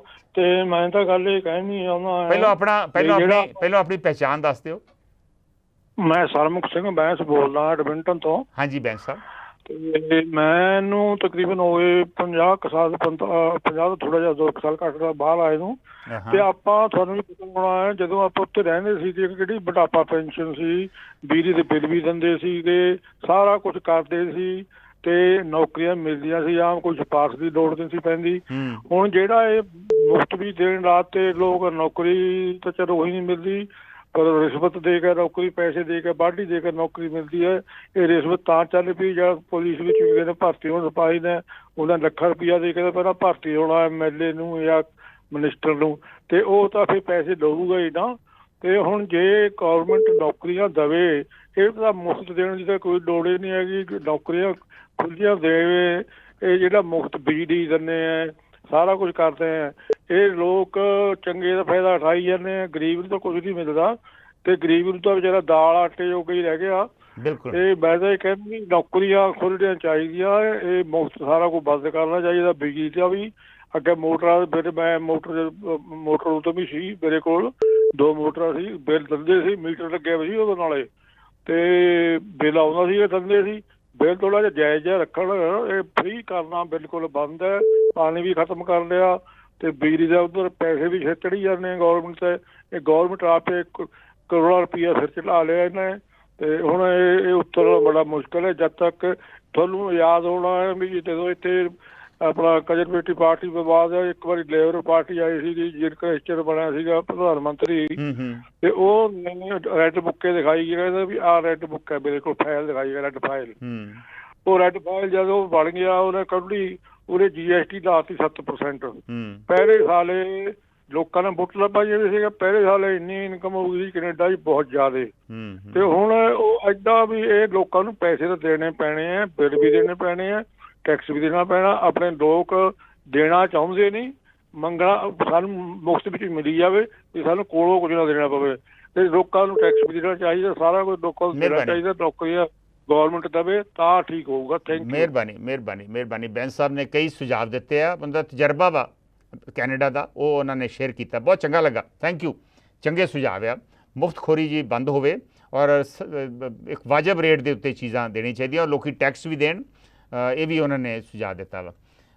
ਮੀਨਵਾਈਲ ਅਰਸਾਲ ਢਿੱਲੋਂ ਦਾ ਤਾਜ਼ਾ ਕਮੈਂਟ ਆਇਆ ਵਾ, ਨਾਲ ਜਗਮੀਤ ਗਰੇਵਾਲ ਵੀ ਸਾਡੇ ਨਾਲ ਜੁੜੇ ਨੇ। ਉਹ ਕਹਿ ਰਹੇ ਨੇ ਬਿਲਕੁਲ ਜੀ, ਜੇਕਰ ਚੋਣ ਕਮਿਸ਼ਨ ਕੋਡ ਕਾਨੂੰਨ ਬਣਾਉਂਦਾ ਹੈ ਤਾਂ ਵੋਟਰਾਂ ਲਈ ਕਾਫੀ ਫਾਇਦੇਮੰਦ ਹੋਵੇਗਾ। ਲਖਵੀਰ ਸਿੰਘ ਕਹਿ ਰਹੇ ਨੇ ਫ੍ਰੀ ਨਹੀਂ ਚਾਹੀਦਾ, ਰੁਜ਼ਗਾਰ ਚਾਹੀਦਾ। ਇਹੋ ਹੀ ਗੱਲ ਬੈਂਸ ਸਾਹਿਬ ਨੇ ਹੁਣੇ ਆਪਣੀ ਕਾਲ ਕਰਕੇ ਵੀ ਕਹੀ ਹੈ, ਰੁਜ਼ਗਾਰ ਦੀ ਲੋੜ ਆ। ਔਰ ਰੁਜ਼ਗਾਰ ਅੱਗੇ ਹੁੰਦਾ ਸੀ, ਵਾਕਈ ਪਤਾ ਨਹੀਂ ਕਿੱਧਰ ਗਾਇਬ ਹੋ ਗਿਆ। ਜਦੋਂ ਅਸੀਂ ਕਾਲਜ ਦੇ ਵਿੱਚ ਸੀ ਤੇ ਜਦੋਂ ਅਸੀਂ ਉਦੋਂ ਨੌਕਰੀਆਂ ਲੱਭੀਆਂ ਸੀ ਤਾਂ ਉਦੋਂ ਕਾਫੀ ਨੌਕਰੀਆਂ ਹੁੰਦੀਆਂ ਸੀ, ਅਪਲਾਈ ਕਰੀਦਾ ਸੀ ਖੱਬੇ ਸੱਜੇ, ਬਹੁਤੇ ਲੋਕਾਂ ਕੋਈ ਨਾ ਕੋਈ ਮਿਲ ਜਾਂਦੀ ਸੀ ਨੌਕਰੀ। ਹੁਣ ਸਿਸਟਮ ਵੀ ਬੜਾ ਵਿਗੜ ਗਿਆ ਵਾ, ਪਤਾ ਨਹੀਂ ਨੌਕਰੀਆਂ ਕਿੱਧਰ ਚਲੀਆਂ ਗਈਆਂ ਔਰ ਲੋਕੀ ਇਸੇ ਕਰਕੇ ਬਾਹਰ ਦੇ ਮੁਲਕਾਂ ਵੱਲ ਨੂੰ ਰੁਝਾਨ ਉਹਨਾਂ ਨੇ ਕੀਤਾ ਹੋਇਆ ਵਾ। Will take the next call, ਦੇਖਦੇ ਹਾਂ ਅਗਲੇ ਕਾਲਰ ਅੱਜ ਵਾਲੇ ਮਸਲੇ ਤੇ ਕੀ ਵਿਚਾਰ ਸ਼ੇਅਰ ਕਰਨਾ ਚਾਹੁੰਦੇ। ਹੈਲੋ ਹਾਂਜੀ ਭਾਈ ਸਾਹਿਬ। सत श्रीकाल सर। सत श्रीकाल जी गुप्ता जी। मेरा ख्याल ये है कि गवर्नमेंट के रेवेन्यू का फिर बंद होना चाहिए है। रेवेन्यू लीकेज बहुत ज्यादा है। डिप्टी कमिश्नर, तहसीलदार, पटवारी, एक्साइज अफसर एंड थानेदार बहुत पैसे खाते हैं। लीकेज बहुत है, खजाने लीकेज बहुत है जिन्होंने बंद करने की लोड़ है। ओके हाँ जी, तो एक्साइज अफसर में बहुत लीकेज है। सन मैं लुधियाना सीगा, एक्साइज करना सी 2 बिल बनाओ, एक कच्चा एक पक्का, ते कहता पकड़ के पक्का बिल दे दो, कच्चा बिल दे दो पार्टी। तो ਅੱਗੇ ਨੂੰ ਫਰਕ ਪਿਆ ਜੀ ਕ੍ਰਿਸ਼ਨ ਗੁਪਤਾ ਜੀ, ਅੱਗੇ ਨੂੰ ਫਰਕ ਪਿਆ ਵਾ। ਇਹ ਕੱਚਾ ਪੱਕਾ ਬਿੱਲ ਦਾ ਸਿਸਟਮ ਹੁੰਦਾ ਸੀਗਾ, ਅੱਗੇ ਨੂੰ ਫਰਕ ਪਿਆ ਵਾ। ਔਰ ਮੇਰੇ ਖਿਆਲ ਅੱਗੇ ਨਾਲੋਂ ਹੁਣ ਜਿਹੜੀ ਲੀਕੇਜ ਤੁਸੀਂ ਕਹਿ ਰਹੇ ਜੇ, ਉਹ ਵੀ ਕਹਿੰਦੇ ਆ ਕਰਪਸ਼ਨ ਅੱਗੇ ਨੂੰ ਭ੍ਰਿਸ਼ਟਾਚਾਰ ਘਟੀ ਆ। ਹਾਂ, ਇਹ ਹੋਰ ਗੱਲ ਹੈ ਕਿ ਕੁਝ ਲੋਕਾਂ ਨੇ ਨਵੇਂ ਢੰਗ ਤਰੀਕੇ ਲੱਭ ਲਏ ਆ ਭ੍ਰਿਸ਼ਟਾਚਾਰ ਕਰਨ ਦੇ ਜਾਂ ਪੈਸੇ ਲੈਣ ਦੇ ਜਾਂ ਵੱਡੀ ਲੈਣ ਦੇ, ਲੇਕਿਨ ਅੱਗੇ ਨੂੰ ਫਰਕ ਜ਼ਰੂਰ ਪਿਆ ਵਾ। ਮਿਹਰਬਾਨੀ ਕ੍ਰਿਸ਼ਨ ਗੁਪਤਾ ਜੀ, ਤੁਸੀਂ ਜੁੜੇ, ਚੰਗਾ ਲੱਗਾ। ਗੁਰਪ੍ਰੀਤ ਸੇਖੋ ਬੰਟੂ ਕਹਿ ਰਹੇ ਨੇ ਕਿ ਸਿਰਫ ਸਿਹਤ ਸੇਵਾਵਾਂ ਜਿਹੜੀਆਂ ਵਾ ਉਹ ਫ੍ਰੀ ਹੋਣੀ ਚਾਹੀਦੀਆਂ ਵਾ, ਹੋਰ ਕੁਛ ਨਹੀਂ ਹੋਣਾ ਚਾਹੀਦਾ। ਗੁਰਪ੍ਰੀਤ ਸੇਖੋ ਜੀ, ਕੁਝ ਲੋਕਾਂ ਦੀ ਇਹ ਫੀਲਿੰਗ ਆ ਕਿ ਸਿਹਤ ਸੇਵਾਵਾਂ ਅਤੇ ਸਿੱਖਿਆ, ਇਹ ਦੋ ਚੀਜ਼ਾਂ ਬੇਸਿਕ ਚੀਜ਼ਾਂ ਜਿਹੜੀਆਂ ਵਾ ਇਹ ਜ਼ਰੂਰ ਸਸਤੇ ਰੇਟ 'ਤੇ ਹੋਣੀ ਚਾਹੀਦੀਆਂ ਜਾਂ ਫ੍ਰੀ ਹੋਣੀ ਚਾਹੀਦੀਆਂ ਵਾ। ਔਰ ਇਹਦੇ ਨਾਲ ਜਦੋਂ ਕਿਤੇ ਕੋਈ ਕੁਦਰਤੀ ਕੋਈ ਆਫਤ ਆਉਂਦੀ ਆ, ਕਰੋਪੀ ਆਉਂਦੀ ਆ, ਉਦੋਂ ਜ਼ਰੂਰ ਸਹੂਲਤ ਸਰਕਾਰ ਨੂੰ ਲੋਕਾਂ ਦਾ ਹੱਥ ਫੜਨਾ ਚਾਹੀਦਾ। ਜਿਵੇਂ ਪਿੱਛੇ ਜੇ ਕੋਵਿਡ ਦੇ ਵਿੱਚ ਬਹੁਤ ਮੁਲਕਾਂ ਨੇ ਉਦੋਂ ਲੋਕਾਂ ਨੂੰ ਕੋਈ ਨਾ ਕੋਈ ਵਿੱਤੀ ਹਾਲਤ, ਵਿੱਤੀ ਪ੍ਰਬੰਧ ਕੀਤੇ, ਵਿੱਤੀ ਜਿਹੜੀ ਆ ਉਹ ਹੈਲਪ ਕੀਤੀ ਲੋਕਾਂ ਦੀ, ਔਰ ਉਸ ਵੇਲੇ ਤਾਂ ਸਮਝ ਆਉਂਦੀ ਆ, ਲੇਕਿਨ ਨਾਰਮਲ ਕੋਰਸ ਦੇ ਵਿੱਚ ਇਹ ਚੀਜ਼ਾਂ ਫ੍ਰੀ ਜਿਹੜੀਆਂ ਵਾ ਨਹੀਂ ਬਣਨੀਆਂ ਚਾਹੀਦੀਆਂ। Will take the next call. Hello ਹਾਂਜੀ, ਸਤਿ ਸ਼੍ਰੀ ਅਕਾਲ ਜੀ। ਸਤਿ ਸ਼੍ਰੀ ਅਕਾਲ ਸੋਢੀ ਸਾਹਿਬ। ਸੰਧੂ ਸਾਹਿਬ, ਤੁਸੀਂ ਜਿਹੜੀ ਆਪਣੀ ਪੜ੍ਹਾਈ ਵੇਲੇ ਦੀ ਗੱਲ ਕੀਤੀ, ਥੋੜਾ ਜਿਹਾ ਹੋਰ ਯਾਦ ਕਰੋ। ਉਦੋਂ ਹਰ ਜ਼ਿਲ੍ਹੇ ਦੇ ਵਿੱਚ ਜਾਂ ਸਬ ਡਿਵੀਜ਼ਨ ਤੇ ਐਮਪਲਾਇਮੈਂਟ ਐਕਸਚੇਂਜ ਹੁੰਦੀ ਸੀ। ਜਿਹੜਾ ਬੰਦਾ 10ਵੀਂ ਪੜ੍ਹ ਲੈਂਦਾ ਸੀ ਜਾਂ BA ਪੜ੍ਹ ਲੈਂਦਾ ਸੀ ਜਾਂ MA ਕਰ ਲੈਂਦਾ, ਐਮਪਲਾਇਮੈਂਟ ਐਕਸਚੇਂਜ 'ਚ ਆਪਣਾ ਨਾਂ ਦੇ ਕੇ ਆਉਂਦਾ ਸੀ। ਸਹੀ ਗੱਲ ਹੈ ਜੀ, ਸਹੀ ਗੱਲ ਹੈ। ਉਹਨੂੰ ਚਿੱਠੀਆਂ ਆਉਂਦੀਆਂ ਸੀ, 4-4 5-5 ਆਉਂਦੀਆਂ ਸੀ। ਫਲਾਣਾ ਕੀ ਹੁੰਦੇ ਸੀ, LDC, UDC, upper division clerk, lower division stenographer, reader, this and that, ਤੇ ਲੋਕੀ ਚੂਜ਼ ਕਰਕੇ ਨੌਕਰੀ ਲੱਭਦੇ ਸੀ। ਇਹ ਯਾਦ ਕਰੋ। ਬਿਲਕੁਲ ਠੀਕ ਹੈ। ਤੇ ਅੱਜ ਦੀ ਡੇਟ ਦੇ ਵਿੱਚ MA ਕੀਤਾ, MPhil ਕੀਤਾ ਬੰਦਾ ਨੌਕਰੀ ਲੱਭਦਾ ਉਹਨੂੰ ਭਾਵੇਂ ਸਰਕਾਰੀ ਨੌਕਰੀ ਹੋਵੇ, ਭਾਵੇਂ ਸਿਵਿਆਂ ਦੇ ਵਿੱਚ ਮੁਰਦੇ ਸਾੜਨ ਤੇ ਹੀ ਰੱਖ ਲਵੇ ਤੇ ਉਹ ਤਾਂ ਵੀ ਚਲਾ ਜਾਂਦਾ। ਜੀ ਜੀ, ਹੈ ਨਾ, ਨੌਕਰੀਆਂ ਹੈ ਹੀ ਨਹੀਂ। ਇਹ ਬੇੜਾ ਹੀ ਗਰਕ ਕਰ ਦਿੱਤਾ ਇਹਨਾਂ ਨੇ। ਪਤਾ ਨਹੀਂ ਇਹ ਠੇਕੇ ਤੇ ਭਰਤੀ ਕਰ ਕਰਕੇ, ਸੁਵਿਧਾ ਸੈਂਟਰ ਠੇਕੇ ਤੇ, ਫਲਾਣਾ ਠੇਕੇ ਤੇ, ਇਹਨਾਂ ਨੇ ਮਤਲਬ ਜਿਹੜੀ ਇਹ ਹੈਗੀ ਆ ਨਾ ਇੰਪਲਾਇਮੈਂਟ ਜ਼ੀਰੋ ਕਰਤੀ ਆ। ਹੁਣ ਤੁਸੀਂ ਦੂਜੀ ਗੱਲ ਕੀਤੀ ਆ, ਬੜੇ ਸੋਹਣੀ ਕਾਲਰਾਂ ਨੇ ਸਾਰਿਆਂ ਨੇ ਦੱਸੀ ਆ ਵੀ ਫ੍ਰੀ ਨਾ ਦਿਓ। ਫ੍ਰੀ ਤੁਸੀਂ ਕਿਹੜੀ ਕਿਹੜੀ ਚੀਜ਼ ਫ੍ਰੀ ਕਰ ਲਓਗੇ? ਇਸ ਵੇਲੇ ਤੁਹਾਨੂੰ ਇਸ ਚੀਜ਼ ਦਾ ਪਤਾ ਜਿਹੜੀ ਕੇਂਦਰ ਦੇ ਵਿੱਚ ਸਰਕਾਰ ਚੱਲਦੀ ਹੈ, ਕਿੰਨੇ % ਵੋਟਾਂ ਮਿਲੀਆਂ ਜੀ ਇਸ ਭਾਜਪਾ ਨੂੰ? ਕਿੰਨੇ % ਤੇ ਚੱਲਦੀ ਪਈ ਆ? ਮੈਨੂੰ ਹੁਣ ਯਾਦ ਨਹੀਂ, ਪਰ ਕਾਫੀ ਵੋਟਾਂ ਮਿਲੀਆਂ। ਹਾਂਜੀ ਨਹੀਂ ਜੀ, 32-33% ਦੇ ਉੱਤੇ ਇਹਨਾਂ ਨੂੰ ਵੋਟਾਂ ਮਿਲੀਆਂ। 32-33% ਵੋਟਾਂ ਮਿਲੀਆਂ। 32-33 ਨਾਲ ਹੀ ਉਹਨਾਂ ਦੀ ਬਹੁਮਤ ਬਣ ਗਈ, ਉਹਨਾਂ ਦੀ ਜੀ ਬਹੁਮਤ ਬਣ ਗਈ। ਹੁਣ ਮੈਂ 32-33 ਦਾ ਤੁਹਾਨੂੰ ਕੈਲਕੂਲੇਟ ਕਰਕੇ ਦੱਸਦਾ। ਗੱਲ ਹੈ ਵੀ ਇੰਡੀਆ ਦੀ ਆਬਾਦੀ ਹੈ 140 ਕਰੋੜ, ਉਹਨੂੰ ਤੁਸੀਂ 60 ਨਾਲ ਵੰਡੋ ਤੇ 84 ਬਣਦਾ, ਤੇ 82 ਕਰੋੜ ਬੰਦੇ ਨੂੰ 5 ਕਿਲੋ ਫੀ ਬੰਦਾ ਚੌਲ ਤੇ 1 ਕਿਲੋ ਫੀ ਬੰਦਾ ਦਾਲ ਫ੍ਰੀ ਦਿੰਦੇ ਆ।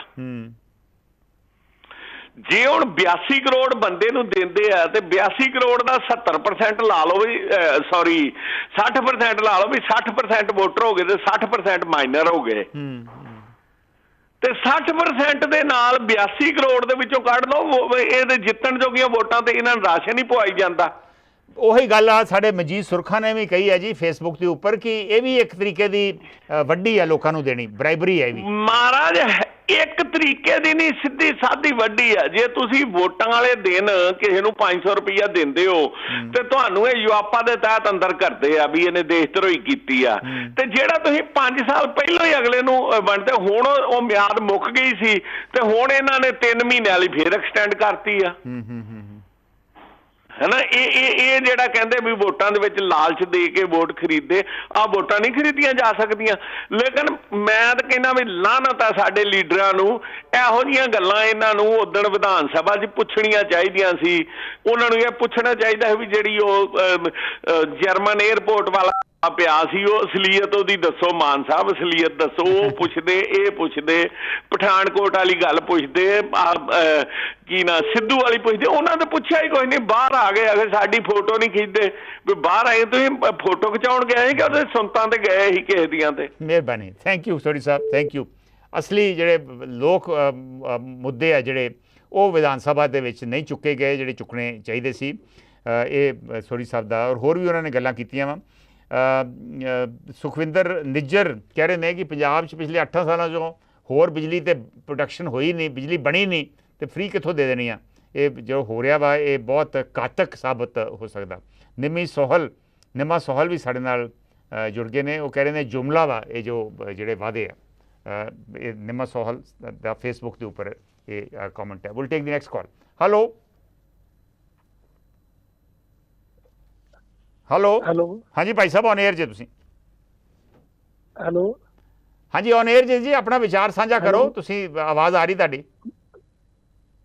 ਚਰਨ ਤੇ ਗੁਮਟਾਲਾ ਬੋਲ ਰਿਹਾ ਜੀ ਮੈਂ। ਹਾਂਜੀ ਗੁਮਟਾਲਾ ਜੀ, ਚੰਗਾ ਲੱਗਾ ਤੁਹਾਡਾ ਕਮੈਂਟ ਵੀ ਮੈਂ ਪੜ੍ਹਿਆ ਵਾ। ਦੱਸੋ ਕੀ ਕਹਿਣਾ ਚਾਹੁੰਦੇ ਜੇ? ਪਹਿਲੀ ਗੱਲ ਨਾ ਜੀ, ਜਿਹੜੀ ਆਮ ਪਾਰਟੀ ਆ ਇਹ ਚੋਣਾਂ ਹੀ ਲੱਗੀ ਆ। ਇਹਨਾਂ ਨੂੰ ਲੋਕਾਂ ਦੇ ਮਸਲਿਆਂ ਨਾਲ ਕਿਉਂ ਸਰੋਕਾਰ ਨਹੀਂਗਾ। ਇੱਕ ਕਦੀ ਹੁਣ ਗੁਜਰਾਤ ਭੱਜ ਗਿਆ, ਕਦੀ ਹੁਣ ਹਿਮਾਚਲ ਜਾਣਾ ਇਹਨਾਂ ਨੇ, ਇਸ ਕਰਕੇ ਇਹ ਨਾ ਚਾਹੀਦਾ ਕਿ ਪਹਿਲਾਂ ਪੰਜਾਬ ਨੂੰ ਕਹਿ ਦਿੰਦੀਆਂ ਨੇ ਪੰਜਾਬ ਦੇ ਮਸਲੇ ਜਿਹੜੇ ਆ। ਮਾਫੀਆ ਰਾਜ ਰਸਤਾ ਵੀ ਲਾਗੂ ਹੈ, ਸ਼ਰਾਬ ਦੇ ਫੈਟ ਮਾਫੀਆ, ਸ਼ਰਾਬ ਮਾਫੀਆ ਉਸ ਤਰ੍ਹਾਂ ਹੀ ਆ। ਉਹ ਬੰਦੇ ਮਾਰ ਰਿਹਾ, ਰੋਜ਼ ਹੀ ਬੰਦੇ ਮਾਰ ਨਸ਼ੇ ਉਸ ਤਰ੍ਹਾਂ ਚੱਲ ਰਿਹਾ। ਹਾਂਜੀ, ਅਗਲੀ ਗੱਲ ਵੀ ਪਹਿਲਾਂ ਡਿਵੈਲਪਮੈਂਟ ਹੁੰਦੀਆਂ ਸੀ ਤੇ ਲੀਵ ਕੰਟਰੀ ਦੇ ਬੰਦੇ ਰੱਖੇ ਜਾਂਦੇ ਸੀ। ਇਹਨਾਂ ਨੇ ਬਾਦਲ ਦੇ ਕਾਲੀਆਂ ਨੇ ਬੇੜਾ ਗਰ ਕਰਤਾ ਸਰਕਾਰੀ ਮਹਿਕਮਿਆਂ ਦਾ। ਦੂਜੀ ਗੱਲ ਆ ਵੀ ਇਹ ਲੋਕਾਂ ਨੂੰ ਕਹਿੰਦੇ ਆ ਵੀ ਹਸਪਤਾਲ ਬਹੁਤ ਵਧੀਆ ਆ, ਜਦੋਂ ਬਿਮਾਰ ਹੁੰਦੇ ਆਪ ਤੇ ਕੇਜਰੀਵਾਲ ਵੀ ਆਪਣਾ ਜਾਂਦਾ ਪ੍ਰਾਈਵੇਟ ਨੈਕਸ ਹਸਪਤਾਲ, ਤੇ ਜਿਹੜੇ ਆਪਣੇ ਮਾਨ ਸਾਹਿਬ ਵੀ ਨੈਕਸ ਹਸਪਤਾਲ ਜਾਂਦੇ ਆ, ਆਪ ਪ੍ਰਾਈਵੇਟ ਹਸਪਤਾਲ ਜਾਂਦੇ ਆ। ਲੋਕਾਂ ਨੂੰ ਕਹਿੰਦੇ ਬਹੁਤ ਵਧੀਆ ਹਸਪਤਾਲ ਬਣਾਏ ਆ। ਇਸ ਤਰ੍ਹਾਂ ਬਹੁਤ ਸਾਰੇ ਇਸ਼ੂ ਹੈਗੇ ਜਿੱਥੇ ਗੱਲ ਹੋ ਸਕਦੀ ਹੈ। ਮੈਂ ਬਿਲਕੁਲ ਸਹਿਮਤ ਹਾਂ ਗੁਮਟਾਲਾ ਜੀ। ਮੈਂ ਤਾਂ ਹਮੇਸ਼ਾ ਕਹਿੰਦਾ ਵਾਂ ਵੀ ਜਿਹੜੀ ਸਰਕਾਰੀ ਜਿਹੜੀ ਰੀਇੰਬਰਸਮੈਂਟ ਆ ਉਹ ਸਿਰਫ ਸਰਕਾਰੀ ਹਸਪਤਾਲਾਂ ਦੀ ਹੋਣੀ ਚਾਹੀਦੀ ਹੈ। ਜਿਹੜੀ ਸਰਕਾਰੀ ਅਫਸਰਾਂ ਨੂੰ, ਸਿਆਸਤਦਾਨਾਂ ਨੂੰ, ਮਿਨਿਸਟਰਾਂ ਨੂੰ ਜਿਹੜੀ ਰੀਇੰਬਰਸਮੈਂਟ ਹੈ, ਮੈਡੀਕਲ ਰੀਇੰਬਰਸਮੈਂਟ ਸਿਰਫ ਸਰਕਾਰੀ ਹਸਪਤਾਲ ਦੀ ਹੋਣੀ ਚਾਹੀਦੀ ਹੈ, ਪ੍ਰਾਈਵੇਟ ਦੀ ਨਹੀਂ ਹੋਣੀ ਚਾਹੀਦੀ। ਉਹਦੇ ਨਾਲ ਫਿਰ ਮਜਬੂਰਨ ਸਾਨੂੰ ਸਰਕਾਰੀ ਹਸਪਤਾਲਾਂ ਦਾ ਸਿਸਟਮ ਬਿਹਤਰ ਕਰਨਾ ਪਊ, ਉੱਥੇ ਸਿਹਤ ਸੇਵਾਵਾਂ ਜਿਹੜੀਆਂ ਵਾ ਬਿਹਤਰ ਕਰਨੀਆਂ ਪੈਣਗੀਆਂ। ਜਗਮੀਤ ਗਰੇਵਾਲ ਸਾਹਿਬ ਦਾ ਕਮੈਂਟ ਆਇਆ ਵਾ ਕਿ ਸੋਢੀ ਸਾਹਿਬ ਜੀ, ਸਾਡੇ ਭਾਰਤ ਤਾਂ ਮੀਡੀਆ ਵੀ ਸਰਕਾਰਾਂ ਥੱਲੇ ਕੰਮ ਕਰਦਾ ਹੈ, ਆਵਾਜ਼ ਕੌਣ ਉਠਾਏ। ਨਹੀਂ ਜਗਮੀਤ ਗਰੇਵਾਲ ਜੀ, ਕੋਈ ਚੰਗਾ ਮੀਡੀਆ ਵੀ ਹੈ, ਇਹੋ ਜਿਹੀ ਗੱਲ ਨਹੀਂ ਕਿ ਬਹੁਤ ਆਵਾਜ਼ਾਂ ਉੱਠਦੀਆਂ ਵੀ ਹੈਗੀਆਂ। ਮੀਨਵਾਈਲ ਰਵਿੰਦਰਜੀਤ ਪੰਧੇਰ ਸਾਡੇ ਨਾਲ ਜੁੜ ਗਏ ਨੇ, ਉਹਨਾਂ ਦਾ ਵੀ ਸਵਾਗਤ ਹੈ। ਲਾਸਟ ਕਾਲ ਲੈ ਕੇ ਮੈਂ ਪ੍ਰੋਗਰਾਮ ਦੀ ਸਮਾਪਤੀ ਕਰੂੰਗਾ। ਹੈਲੋ, ਹਾਂਜੀ ਸੰਧੂ ਸਾਹਿਬ, ਗਰੀਬ ਸਿੰਘ ਬੋਲਦਾ ਜਨਾਬ। ਗਰੀਬ ਸਿੰਘ ਜੀ, ਆਪਣੇ ਕੋਲ ਅੱਧਾ ਮਿੰਟ ਹੈ ਸਿਰਫ। ਹਾਂ, ਉਹ ਦੇਖੋ ਇਹਦਾ ਕਾਰਨ ਪਤਾ ਕੀ ਆ? 10ਵੇਂ ਪਾਤਸ਼ਾਹ ਕਹਿ ਕੇ ਗਏ ਸੀ, ਪਵਨ ਗੁਰੂ ਪਾਣੀ ਪਿਤਾ ਮਾਤਾ ਧਰਤ ਮਹੱਤ, ਵੀ ਧਰਤੀ ਮਾਂ ਨੂੰ ਅੱਗ ਨਹੀਂ ਲਾਉਣੀ। ਇਹ ਦੇਖੋ ਰਾਗੀ ਸਿੰਘ ਤਾਂ ਵਿਚਾਰੇ ਰੋਜ਼ 5 ਗੇਰੀ ਪੜ੍ਹਦੇ ਆ ਇਹ ਸ਼ਬਦ, ਪਰ ਸਾਡੇ ਬੰਦਿਆਂ ਦੇ ਦਿਮਾਗ ਤੇ ਭੋਰਾ ਅਸਰ ਨਹੀਂ। ਇਹਨਾਂ ਨੂੰ ਕਹੋ ਜਿਹੜਾ ਕੁੰਵਰ ਵਿਜੇ ਪ੍ਰਤਾਪ ਆ ਨਾ, ਉਹਨੂੰ ਕਹੋ ਵੀ ਤੂੰ ਜਾ ਸ਼੍ਰੋਮਣੀ ਕਮੇਟੀ ਵਾਲਿਆਂ ਦੀ ਮਿਹਨਤ ਕਰ, ਤੂੰ ਸਾਰੇ ਕਿਸਾਨ ਯੂਨੀਅਨ ਵਾਲਿਆਂ ਨੂੰ ਕਹੇ ਵੀ ਭਾਈ ਗੁਰੂ ਦਾ ਹੁਕਮ ਮੰਨੋ। ਜਿੰਨਾ ਚਿਰ ਸੰਧੂ ਸਾਹਿਬ ਗੁਰੂ ਦਾ ਹੁਕਮ ਨਹੀਂ ਨਾ ਮੰਨਦੇ, ਉਹਨਾਂ ਚਿਰ ਸਾਡੀ ਬਰਬਾਦੀ ਆ। ਇੱਕ ਹੁਕਮ ਮੰਨ ਲੈਣ ਨਾ, ਇੱਕ ਪਰਾਲੀ ਨੂੰ ਨਾ ਅੱਗ ਲਾਉਣ, ਤੁਸੀਂ ਦੇਖੋ ਸਾਰੇ ਪੰਜਾਬ ਦੇ ਮਸਲੇ ਹੱਲ ਹੁੰਦੇ। ਮਿਹਰਬਾਨੀ, ਥੈਂਕ ਯੂ ਗਰੀਬ ਸਿੰਘ ਜੀ। ਗੁਰੂ ਦੀ ਗੱਲ ਮੰਨ ਕੇ ਪਰਾਲੀ ਨੂੰ ਅੱਗ ਲਾਉਣੀ ਬੰਦ ਕਰਨੀ ਚਾਹੀਦੀ ਆ। ਜੇ ਆਪਾਂ ਵਾਤਾਵਰਣ ਨੂੰ ਸੰਭਾਲਾਂਗੇ ਤੇ ਉਹਦੇ ਨਾਲ ਆਪਣਾ ਵੀ ਬਿਹਤਰੀ ਹੋਊਗੀ। ਇਹ ਗਰੀਬ ਸਿੰਘ ਹੁਣਾਂ ਦਾ ਵਿਚਾਰ ਆ। ਹੁਣ ਕਿਉਂਕਿ ਸਮਾਂ ਖਤਮ ਹੋ ਗਿਆ, ਮੈਨੂੰ ਪ੍ਰੋਗਰਾਮ ਖਤਮ ਕਰਨ ਦੀ ਮੈਂ ਤੁਹਾਡੇ ਤੋਂ ਇਜਾਜ਼ਤ ਲੈ ਰਿਹਾ। ਮੈਨੂੰ ਪਤਾ ਵਾ ਕਾਲਰ ਹੋਰ ਵੀ ਜੁੜੇ ਹੋਏ ਨੇ, ਲੇਕਿਨ ਹੋਰ ਹੁਣ ਕਾਲ ਲੈ ਨਹੀਂ ਸਕਦੇ। ਸੋ ਅੱਜ ਵਾਸਤੇ ਇੰਨਾ ਹੀ। ਨਮਸਕਾਰ, ਸਤਿ ਸ਼੍ਰੀ ਅਕਾਲ, ਖੁਦਾ ਹਾਫਿਜ਼, ਰੱਬ ਰੱਖ।